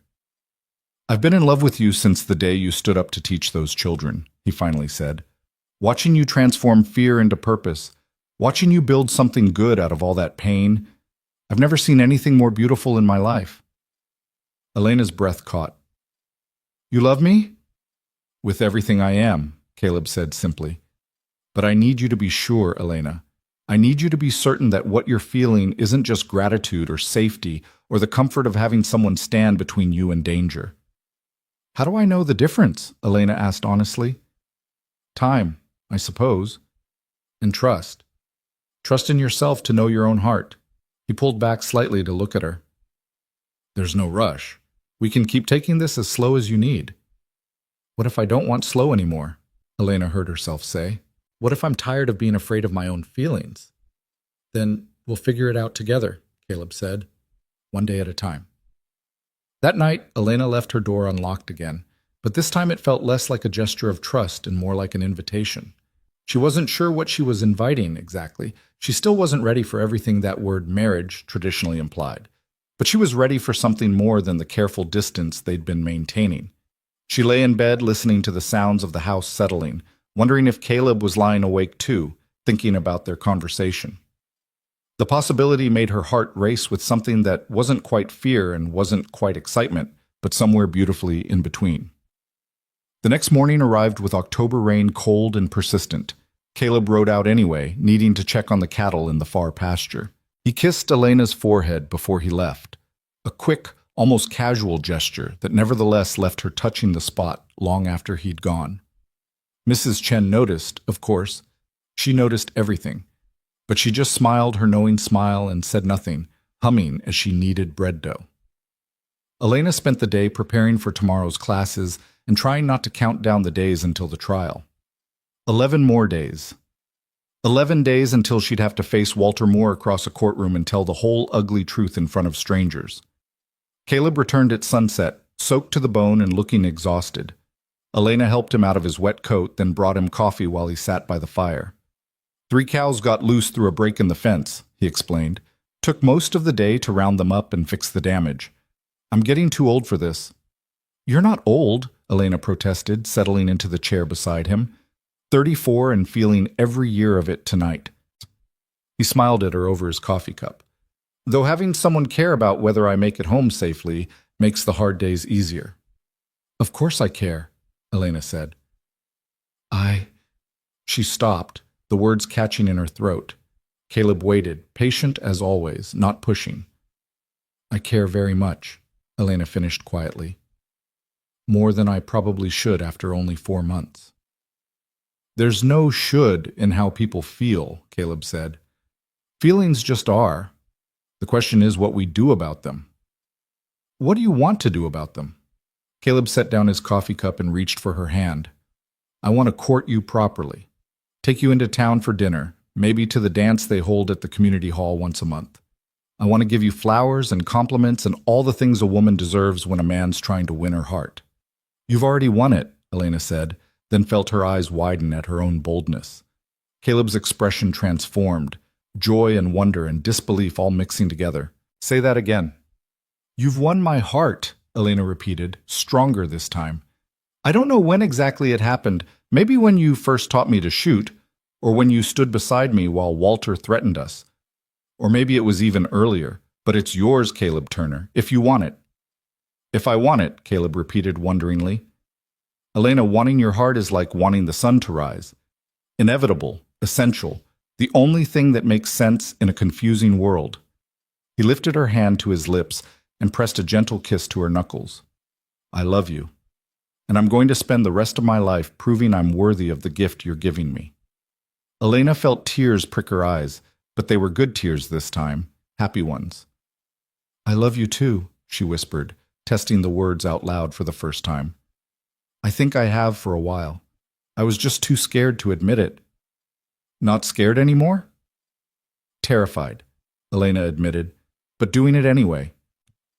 Caleb stood and gently pulled her to her feet. They stood facing each other in the firelight, hands clasped between them. Can I kiss you? He asked. Only if you're ready. We can wait if...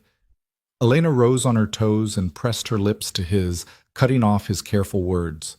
The kiss was soft and sweet, and nothing like the brutal, unwanted touches she'd known before.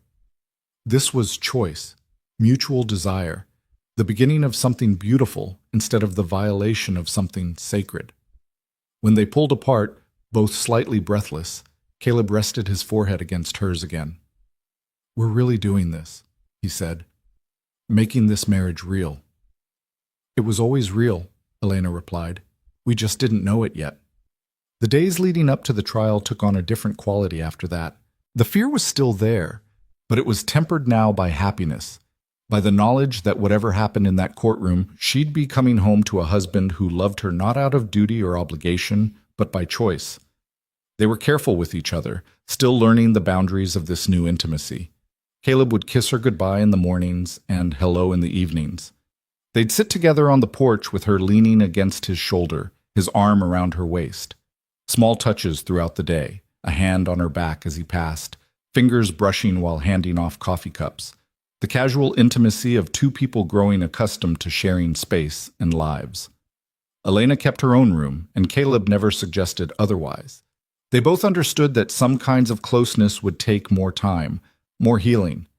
But Elena found herself spending more evenings in the main room, reading while Caleb worked on ranch accounts, comfortable in each other's silent company. 1 week before the trial, Pete knocked on the door after dinner with an unexpected visitor, a well-dressed woman in her 50s who introduced herself as Margaret Henderson, the doctor's widow. "I wanted to meet you before the trial," she explained, accepting the tea Mrs. Chen offered. "My husband documented what your stepfather did, but I want you to know that he felt guilty about it for years. He couldn't legally intervene. Walter Moore was your guardian, and the law protected his rights over yours. But it bothered him. He used to come home from that farm looking ill." "Why didn't he say something?" Elena asked, not accusingly, but genuinely curious. "He tried. Went to the sheriff, went to the town council. But your stepfather had friends in all the right places, and you were just a girl. Nobody wanted to believe a respectable farmer was beating his wife and stepdaughter." Margaret's face was sad. "My husband died believing he'd failed you. I'm testifying at this trial partly for justice, but partly for him, to finish what he couldn't." "Thank you," Elena said, touched by the woman's dedication. "Both for testifying and for keeping those records. I know they're difficult to read." "They are," Margaret agreed, "but they're also evidence of truth, and truth is what's going to put Walter Moore away for good." After Margaret left, Elena felt both comforted and unsettled. How many people had known? How many had seen what was happening and felt powerless to stop it? The thought was sobering. "That's why what you're doing matters," Caleb said that night as they sat together on the porch. "You're not just getting justice for yourself. You're proving that women like you can stand up and be heard. You're making it easier for the next person who needs to run." "I just want it to be over," Elena admitted. "I want to stop looking over my shoulder. I want to stop jumping at shadows. I want to just be happy without always waiting for disaster." "You will be," Caleb promised. "This is the last step, Elena. Once you testify, once the jury convicts him, you can finally close this chapter." The morning of October 15th arrived cold and clear. Elena dressed in her best dress, a dark blue one that Caleb had bought her for the occasion, saying every woman deserved to face her demons looking strong. Mrs. Chen braided her hair in an elegant crown, and when Elena looked at herself in the mirror, she barely recognized the woman staring back. Gone was the terrified, bruised girl who'd hidden behind the barn. In her place stood someone who'd survived the worst and found the courage to fight back. The ride to town took 2 hours. Caleb drove the wagon while Elena sat beside him, her hand gripped tightly in his.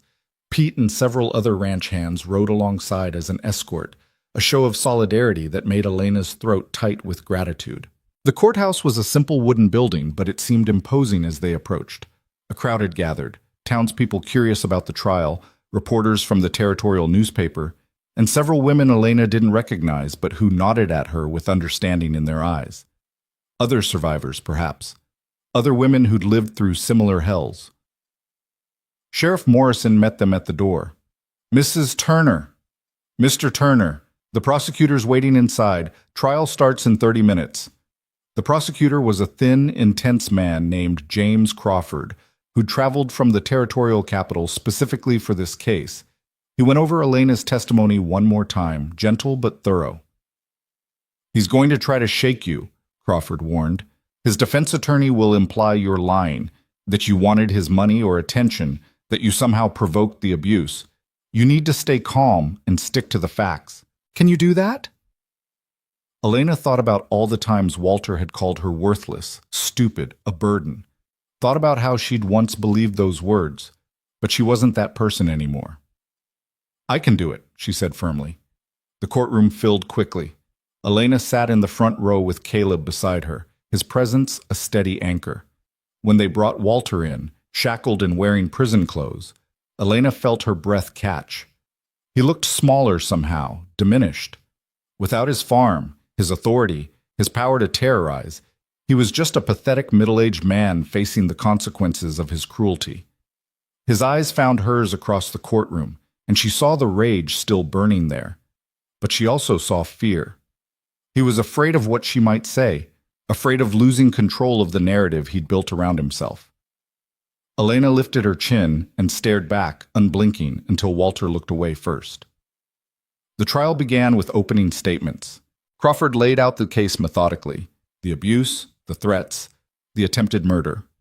Walter's attorney, a bored-looking man who'd clearly taken the case for the money, argued that this was a family dispute blown out of proportion by a hysterical girl and an overprotective husband. Then the witnesses began.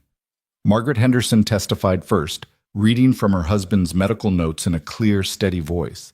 Descriptions of broken bones, burns, bruises. Documentation of a pattern of violence spanning years. Former ranch hands testified next, describing the fear everyone felt around Walter Moore, the drinking, the rages. One man broke down crying as he described hearing Elena screaming one night and being too afraid to intervene. Sheriff Morrison testified about the day Walter had tried to shoot Elena, his voice professional but his disgust evident. And then it was Elena's turn.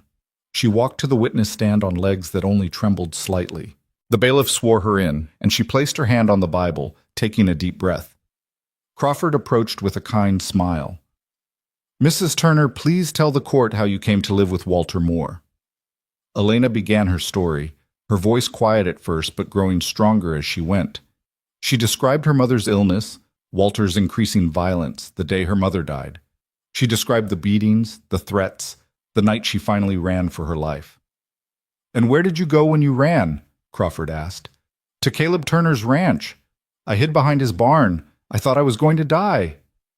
Elena's eyes found Caleb's in the crowd. "But he found me instead, and he saved my life."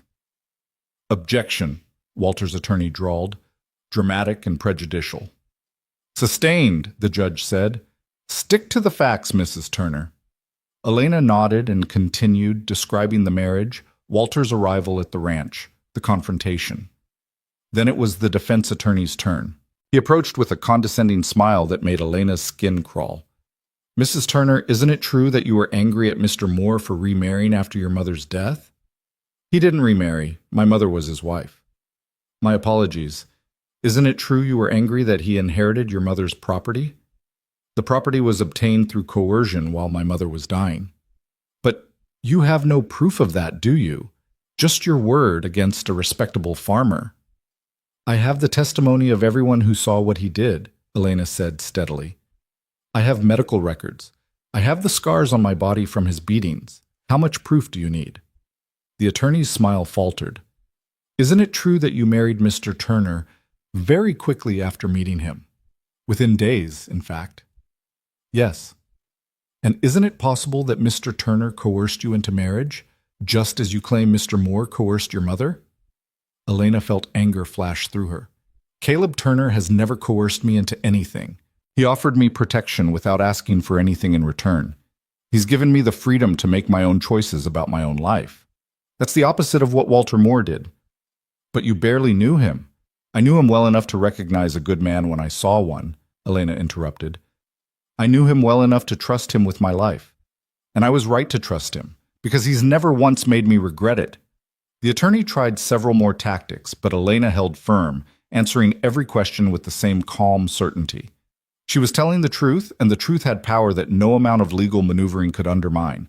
When she finally stepped down from the stand, Elena felt lighter somehow, as if testifying had released something she'd been carrying. Caleb squeezed her hand as she sat beside him, pride shining in his eyes.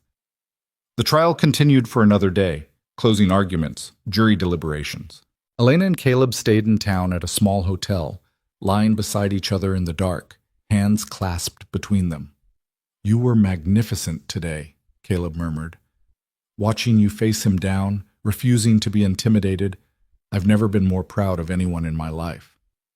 "I kept thinking about what you said," Elena replied, "that I wasn't doing this just for me. That made it easier somehow.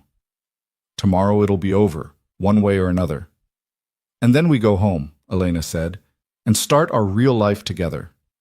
"Our real life," Caleb repeated. "I like the sound of that." The jury deliberated for less than 3 hours.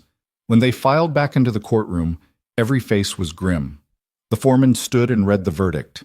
Guilty on all counts. Elena felt Caleb's arm come around her as relief and vindication washed through her in equal measure. Around the courtroom, people were nodding, a few even applauding before the judge called for order. Walter Moore sat motionless, his face a mask of disbelief and impotent rage. The judge sentenced him to 25 years in the territorial prison, to be served in full without possibility of parole. "This court finds that you abused your position of authority," the judge said sternly. "You terrorized women who had no recourse, who trusted the law to protect them and found themselves betrayed by that trust. You represent everything this court stands against. 25 years, and I wish I could make it longer." As they led Walter away in chains, he passed close to where Elena sat. For one moment, their eyes met. Elena saw him open his mouth, saw him prepare to spit one last insult, one final attempt to wound her. But before he could speak, Elena smiled at him. It was a small smile, almost pitying, because she'd won. She'd survived. She'd built a life worth living despite everything he'd done to break her. And he would spend the rest of his life in a cell, knowing that the girl he'd tried to destroy had triumphed over him completely. Walter's mouth closed. His shoulders slumped. And as the guards hauled him away, Elena Turner felt the last chains of her past finally break and fall away. She turned to Caleb, who was watching her with wonder and love in his eyes. "Let's go home," she said. And together they did. The wagon ride back to the ranch felt different from any journey Elena had made before. The Montana sky stretched endless and blue above them, the autumn air crisp with the promise of coming winter. And for the first time since she could remember, Elena felt truly free. Not running from something, but traveling toward home with a man she loved beside her. Caleb kept glancing at her as he drove, as if checking to make sure she was really there, really whole, really his. Each time their eyes met, he'd smile. Not the careful, cautious smiles of their early days, but something open and unguarded that made Elena's heart skip. "What are you thinking?" he asked as they crested the hill that overlooked his property. "Our property," Elena corrected gently, "and I'm thinking that I can't quite believe it's over, that Walter's locked away and can never hurt anyone again, that I'm going home to a place where I'm wanted." "More than wanted," Caleb said, his voice rough with emotion. "Loved, cherished, essential." The ranch came into view, and Elena felt something settle deep in her chest. The house with its wraparound porch, the barn where she'd first hidden in terror, the small schoolhouse she'd built from determination and hope, the pastures where cattle grazed peacefully.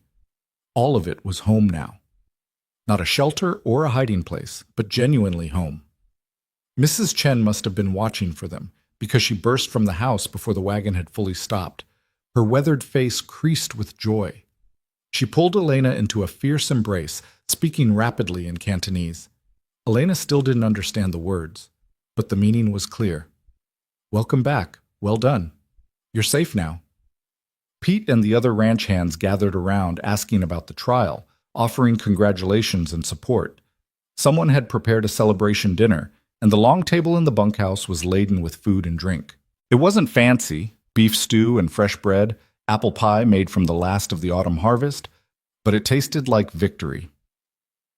"To Mrs. Turner," Pete said, raising his glass, "bravest woman in Montana territory." "To Elena," Caleb amended, his eyes holding hers across the table. Who taught us all what real courage looks like? The celebration lasted well into the evening, filled with laughter and stories, and the easy camaraderie of people who'd stood together through adversity. But eventually, the crowd dispersed to their own quarters, and Elena and Caleb found themselves alone on the porch under a sky full of stars. Tired? Caleb asked, noting the shadows under her eyes. Exhausted, Elena admitted, but the good kind. The kind that comes from finishing something hard rather than running from something terrible. They sat in their usual chairs, but tonight Caleb reached for her hand immediately, no hesitation. What happens now? He asked. What do you mean? I mean, Caleb paused, choosing his words carefully. We've spent months focused on keeping you safe from Walter, on surviving the trial, on just getting through each day. Now that's done. We have a future to build instead of a crisis to manage. What do you want that future to look like? Elena considered the question, thinking about all the things she'd never allowed herself to dream about before. I want to keep teaching, she said slowly. The children need it, and I love watching them learn. But I'd like to expand, maybe. Teach some of the adults who never had the chance to learn their letters. That's a fine idea, Caleb said warmly. What else? I want to make this place feel more like mine too. Not just yours that you're sharing with me. I want to plant a garden in the spring, maybe get some chickens of my own to care for. Small things that make it feel like I belong here. You do belong here, Caleb said firmly. This is your home as much as mine. More, maybe, because you chose it when you had nothing. I was born to this land. You claimed it. Elena smiled at that. I want to write to my aunt in Denver, too. My mother's sister. I haven't seen her since I was 12, but I think she'd want to know I'm safe, that I'm married, that things turned out better than anyone could have expected. I'd like to meet her, Caleb said. Maybe invite her to visit in the spring. Really? Elena felt warmth bloom in her chest. You'd do that? Elena, she's your family. That makes her my family too. Caleb squeezed her hand. I want you to have all the things you missed out on. Family, connections, a life that's bigger than just survival. They sat in comfortable silence for a while, listening to the night sounds of the ranch. Then Elena took a deep breath, gathering her courage for what she wanted to say next.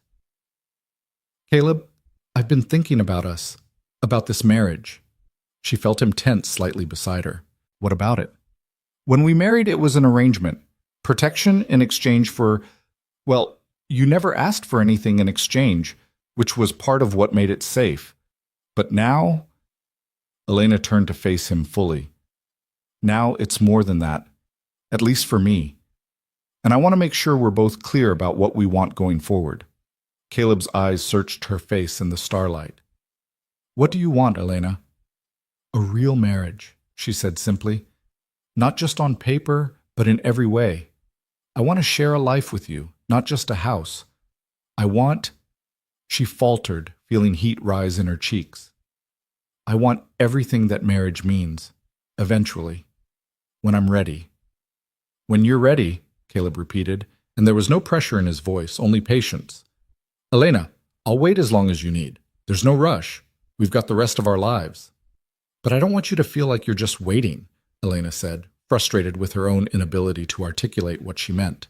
I'm not asking for more time out of fear or uncertainty. I know what I want. I want you, fully, completely. I'm just asking for patience while I figure out how to get past the memories of what marriage meant with Walter in the house. The violence, the fear, the way he used my mother's exhaustion and illness against her. Understanding dawned in Caleb's expression. You're afraid that being intimate with me will remind you of him, of what you witnessed. Not exactly, Elena said slowly, working through her own thoughts. It's more that I've only ever seen marriage used as a weapon, as a way to control and hurt. I know intellectually that what we have is different, but I need time for my heart to catch up with my head. Does that make sense? Perfect sense, Caleb said gently. He lifted her hand to his lips and kissed it softly. Elena, there's no deadline on this. You set the pace, and I'll follow. If that means we sleep in separate rooms for another year, that's fine. If it means we take things so slowly that snails pass us by, that's fine too. All I need is to know that you're here by choice, and that someday, when you're truly ready, we'll have everything." "How did I get so lucky?" Elena whispered. "I ask myself the same thing every time I look at you," Caleb replied. "I found a terrified girl behind my barn and got a brave, brilliant woman for a wife. I'd say I'm the lucky one." That night, Elena lay in her bed thinking about the conversation. She'd been honest with Caleb, and he'd responded with exactly the patience and understanding she needed.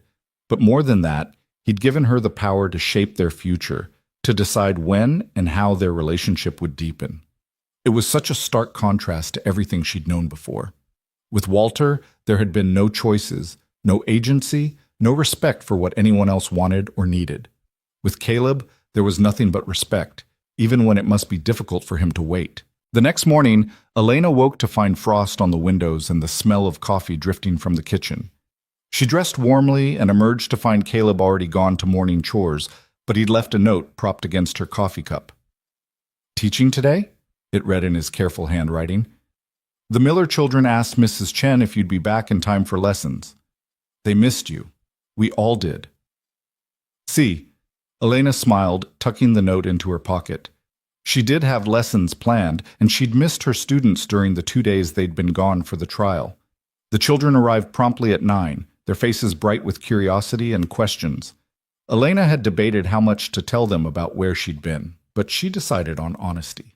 Age-appropriate, but honest. "I went to town to tell the truth about someone who hurt me," she explained. "It was scary, but important, and now that person can't hurt anyone anymore." "Was it the mean man who came here that day?" asked Timothy, one of the older boys. "Yes, but you don't need to worry about him. He's gone now, and he won't be coming back." "Because you were brave," said little Sarah, one of the youngest students. "My ma said you were the bravest lady she ever knew." Elena felt tears prick her eyes. "Being brave doesn't mean you're not scared," she told them. "It means you do the right thing even when you are scared. And sometimes being brave means asking for help when you need it." The lesson that followed was one of the best she'd ever taught. The children were focused and engaged, asking thoughtful questions and working diligently on their assignments. Watching them bend over their slates, tongues poking out in concentration, Elena felt a profound sense of purpose. This was what she was meant to do, help these children build better futures than their parents had known. At noon, Caleb appeared in the doorway with lunch, sandwiches and apples packed in a basket. The children cheered at the sight of him, and he settled on the floor with them while they ate, listening to their chatter about what they were learning. "Mrs. Turner says I might be ready for multiplication soon," Timothy announced proudly. "That's excellent," Caleb said seriously. "Multiplication's useful for all kinds of things. Figuring out how many head of cattle you have, calculating wages, measuring land." "Will you teach me about cattle?" Timothy asked eagerly. "Tell you what, once you master multiplication, you come find me and I'll teach you everything I know about ranching." Caleb winked at Elena. "If your teacher says it's all right." "I think that's an excellent arrangement," Elena said, warmth spreading through her chest at seeing Caleb interact so naturally with the children. After the students left for the day, Caleb helped Elena clean the schoolroom. They worked in companionable silence, and Elena found herself watching him, the way he moved, the concentration on his face as he organized books, the gentleness with which he handled the children's slates. "What?" he asked, catching her staring.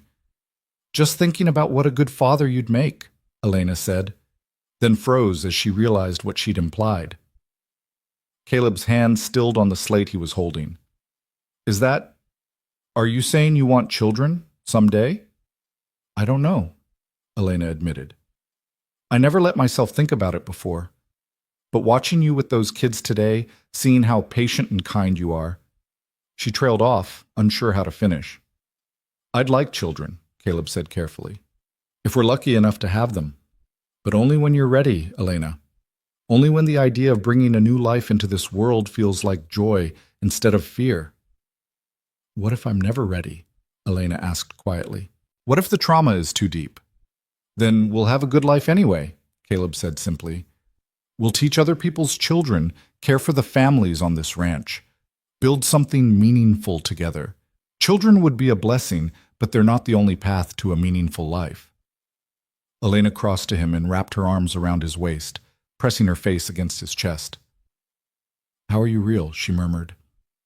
"I'm just a man who loves you," Caleb said, his arms coming around her. "Nothing more complicated than that."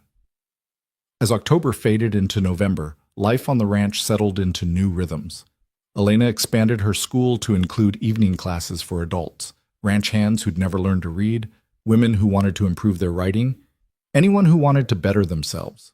The schoolhouse became a hub of community, filled most hours of the day with the sound of learning and growth.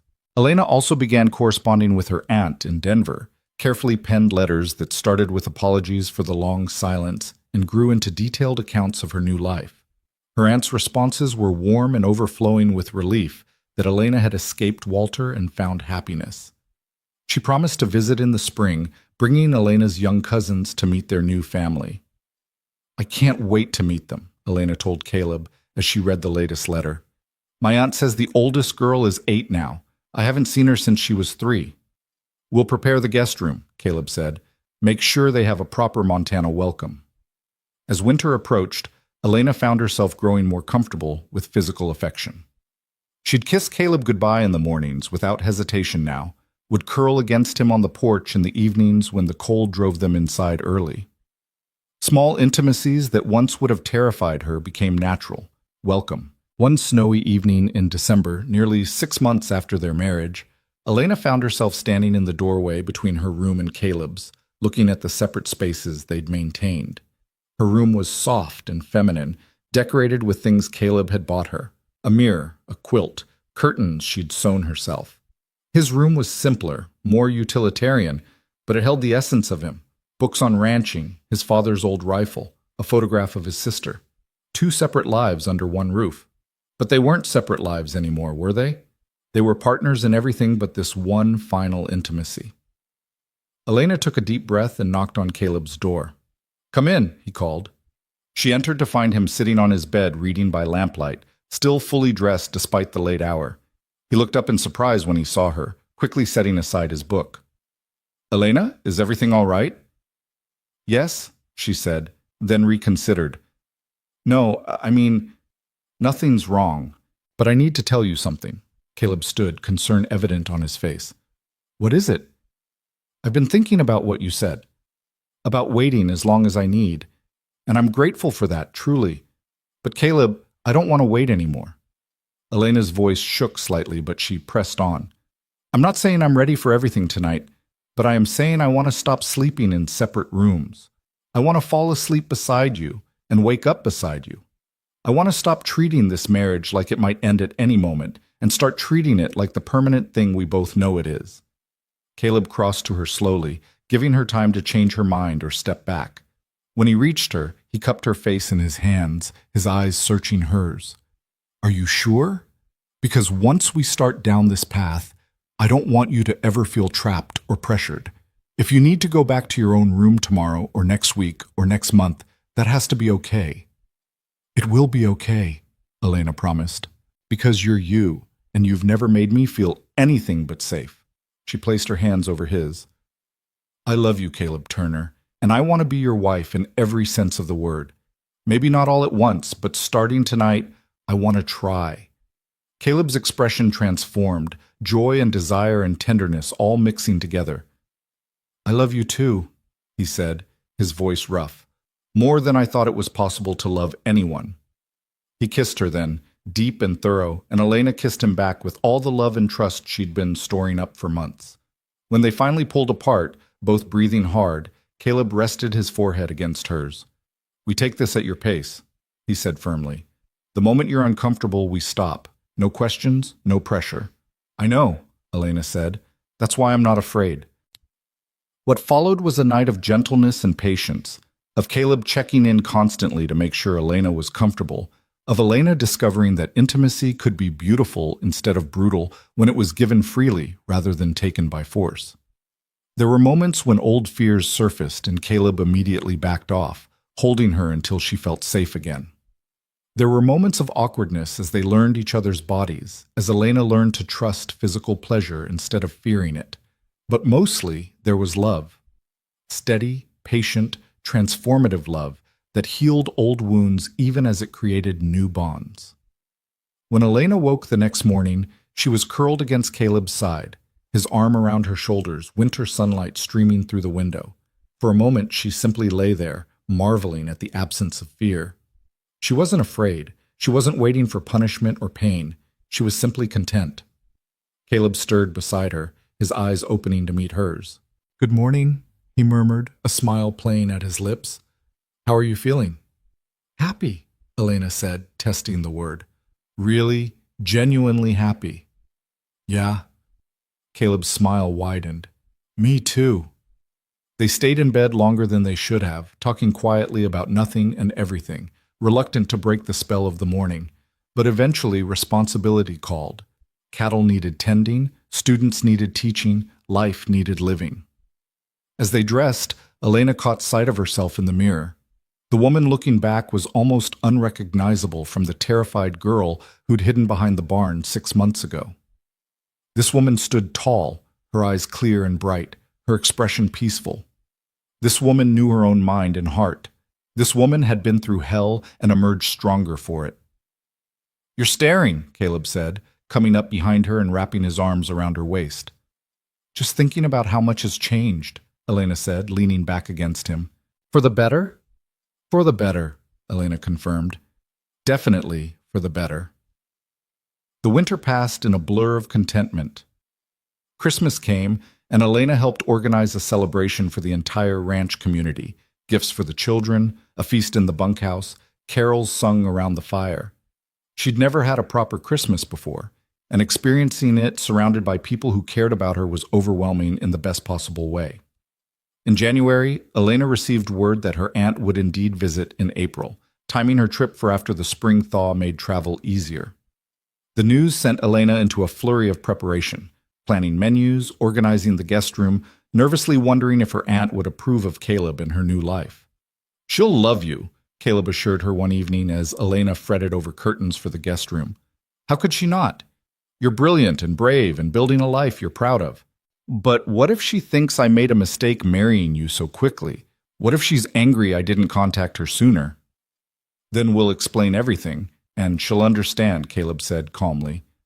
"Elena, you survived something terrible and came out the other side. That's not something to apologize for." February brought a surprise. Elena realized with a mixture of shock and wonder that her monthly courses were late. Very late. She confided in Mrs. Chen, who smiled knowingly and began brewing special teas, muttering about morning sickness and cravings. Elena waited another 2 weeks before telling Caleb, wanting to be certain. But when her symptoms continued and Mrs. Chen confirmed her suspicions, Elena knew it was time. She found Caleb in the barn one evening, checking on a mare about to foal. He looked up when she entered, his face lighting up the way it always did when he saw her. "Hey," he said warmly, "come to help with the watch?" "Actually, I came to tell you something," Elena said, her heart pounding. "Something important." Caleb's expression shifted to concern. "What's wrong?" "Nothing's wrong, just—" Elena took a deep breath. "I'm pregnant, Caleb. We're going to have a baby." For a long moment, Caleb just stared at her, as if the words hadn't quite penetrated. Then his face transformed with such pure joy that Elena felt tears spring to her eyes. "A baby?" he repeated wonderingly.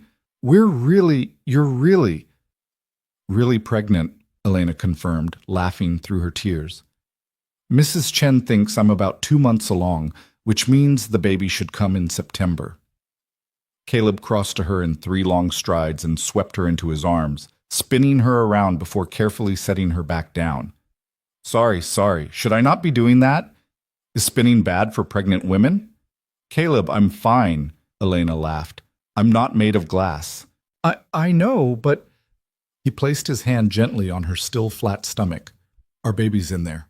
Our child. I want to keep you both safe." "We are safe," Elena said softly, covering his hand with hers. "Safer than I ever thought possible. This baby will be born into a home full of love, with parents who chose each other and choose them. That's more than most children get." "Are you happy about this?" Caleb asked, his eyes searching hers. "I know we talked about children being a someday thing." "I'm terrified," Elena admitted.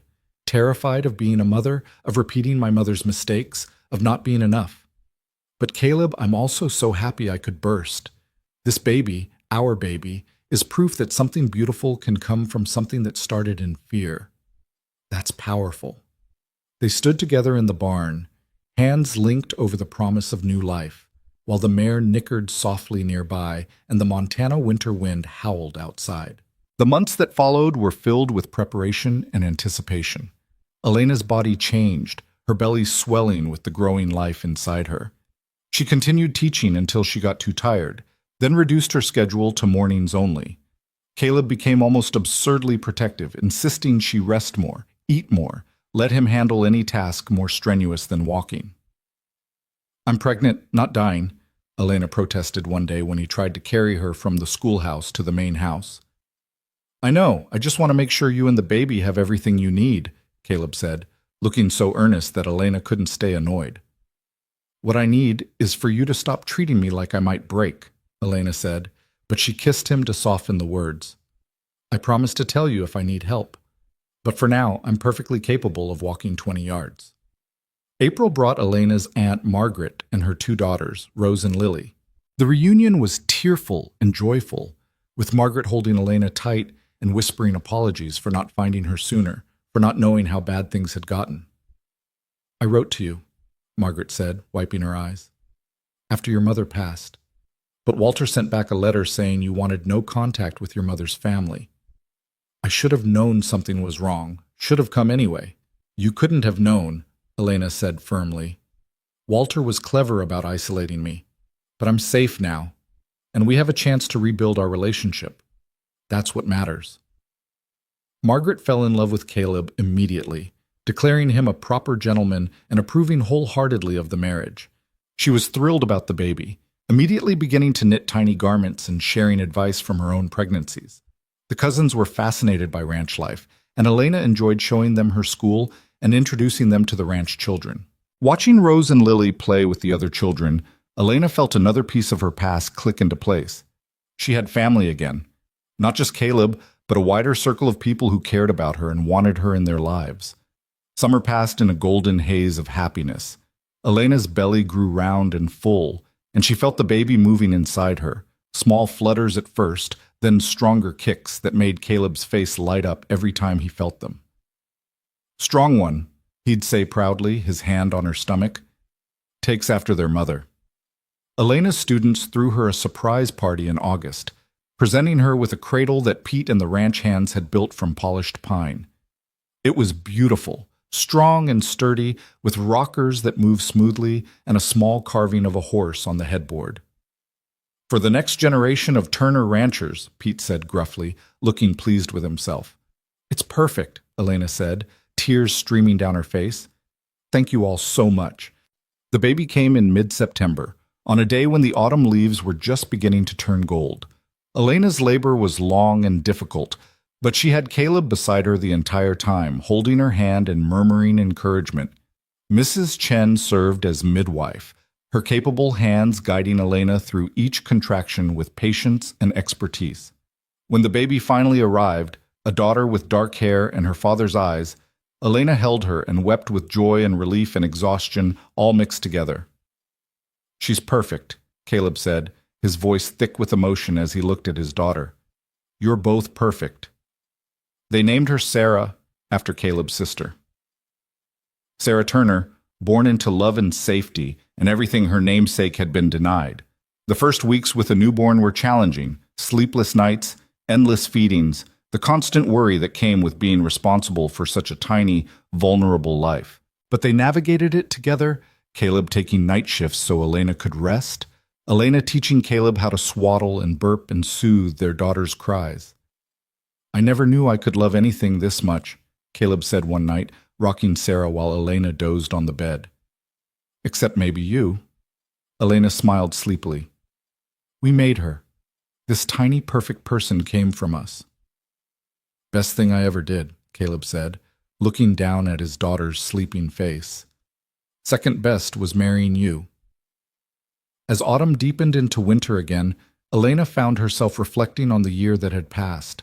12 months ago, she'd been testifying against Walter Moore, terrified but determined. Now she was a mother, a wife, a teacher, and a woman who'd finally found her place in the world. One evening in late November, almost a year and a half since she'd first hidden behind Caleb's barn, Elena stood on the porch with Sarah bundled against the cold. Caleb came up beside her, wrapping his arm around both of them. "What are you thinking about?" he asked. "About how far I've traveled," Elena said softly. "Not in miles, but in every other way that matters. I was a girl running for her life. Now I'm a woman with a home, a family, a purpose. Sometimes I still can't quite believe it's real." "It's real," Caleb promised, kissing her temple. "You're here, I'm here, Sarah's here. We built this together, and nothing's going to take it away." "I know," Elena said. "That's what makes it so incredible. I'm not hiding anymore, Caleb. I'm not running or afraid or waiting for disaster. I'm just living, genuinely, fully living." "You deserve it," Caleb said firmly. "You deserve every bit of happiness this life brings you." Elena looked out at the ranch, at the land she'd claimed not through birth or inheritance, but through courage and perseverance. She thought about her students waiting for her return in the spring, about her aunt planning another visit, about Mrs. Chen teaching her recipes and baby care in equal measure, about Pete and the ranch hands who'd become the brothers she'd never had. She thought about Walter Moore, locked away in a cell where he could never hurt anyone again. She'd won. Not just survived, but triumphed, built a life so full and beautiful that the girl she'd been would never have dared to dream it. "Do you ever regret it?" Elena asked suddenly. "Finding me that day? Your life was simple before I arrived." "My life was empty before you arrived," Caleb corrected. "I was going through the motions, living but not really alive. You brought purpose, joy, love, everything that matters. Regret you? Elena, finding you behind that barn was the luckiest moment of my life." Sarah stirred in Elena's arms, making the small sounds that meant she'd wake soon and want to nurse. Elena looked down at her daughter's perfect face and felt her heart swell almost painfully with love. "She'll never know fear the way I did," Elena said quietly. "She'll grow up knowing she's loved and wanted and safe, that she has choices and power over her own life. Because of you," Caleb said. "Because you survived and fought and refused to let trauma define you. You're giving our daughter the childhood you deserved but never got." "We're giving her that," Elena corrected. "Together." As the sun set over the Montana prairie, painting the sky in shades of amber and rose, Elena Turner stood with her husband and daughter and felt peace settle over her like a benediction.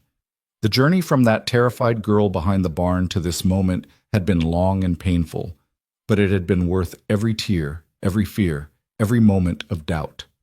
She'd been found when she was lost, protected when she was vulnerable, chosen when she felt worthless. And in return, she'd built a life worth living, a family worth fighting for, a future bright with possibility. The girl who'd hidden behind the barn believing she was unwanted was gone. In her place stood a woman who knew her worth, who'd claimed her power, who'd transformed survival into triumph. Elena Turner was home. Finally, truly, forever home. And as she carried her daughter inside with Caleb's arm warm around her shoulders, Elena smiled at the life they'd built together, a life born from compassion, nurtured by patience, and sustained by the kind of love that transforms everything it touches. This was her story, not a tale of victimhood, but a testament to resilience, not an ending, but a beginning that would continue to unfold with each new day, each new choice, each new moment of joy wrested from the ashes of trauma. She'd been broken, and she'd healed. She'd been lost, and she'd been found. She'd been afraid, and she'd learned courage. Most importantly, she had been chosen, not as property or obligation, but as partner, wife, mother, and beloved. Chosen freely by a man who saw her worth when she couldn't see it herself. And in choosing to stay, to build, to love despite everything she'd endured, Elena had chosen herself too. Had chosen healing over bitterness, hope over despair, life over mere existence. As winter settled over the ranch and the first snow began to fall, the Turner family gathered around their fire, Caleb, Elena, and baby Sarah, together against whatever the world might bring. 3 hearts beating as one, 3 lives intertwined by choice and love, and the unbreakable bonds of family.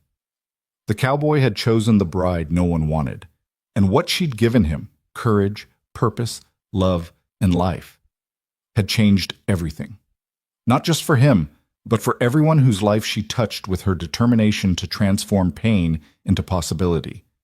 This was their story, and it was only just beginning.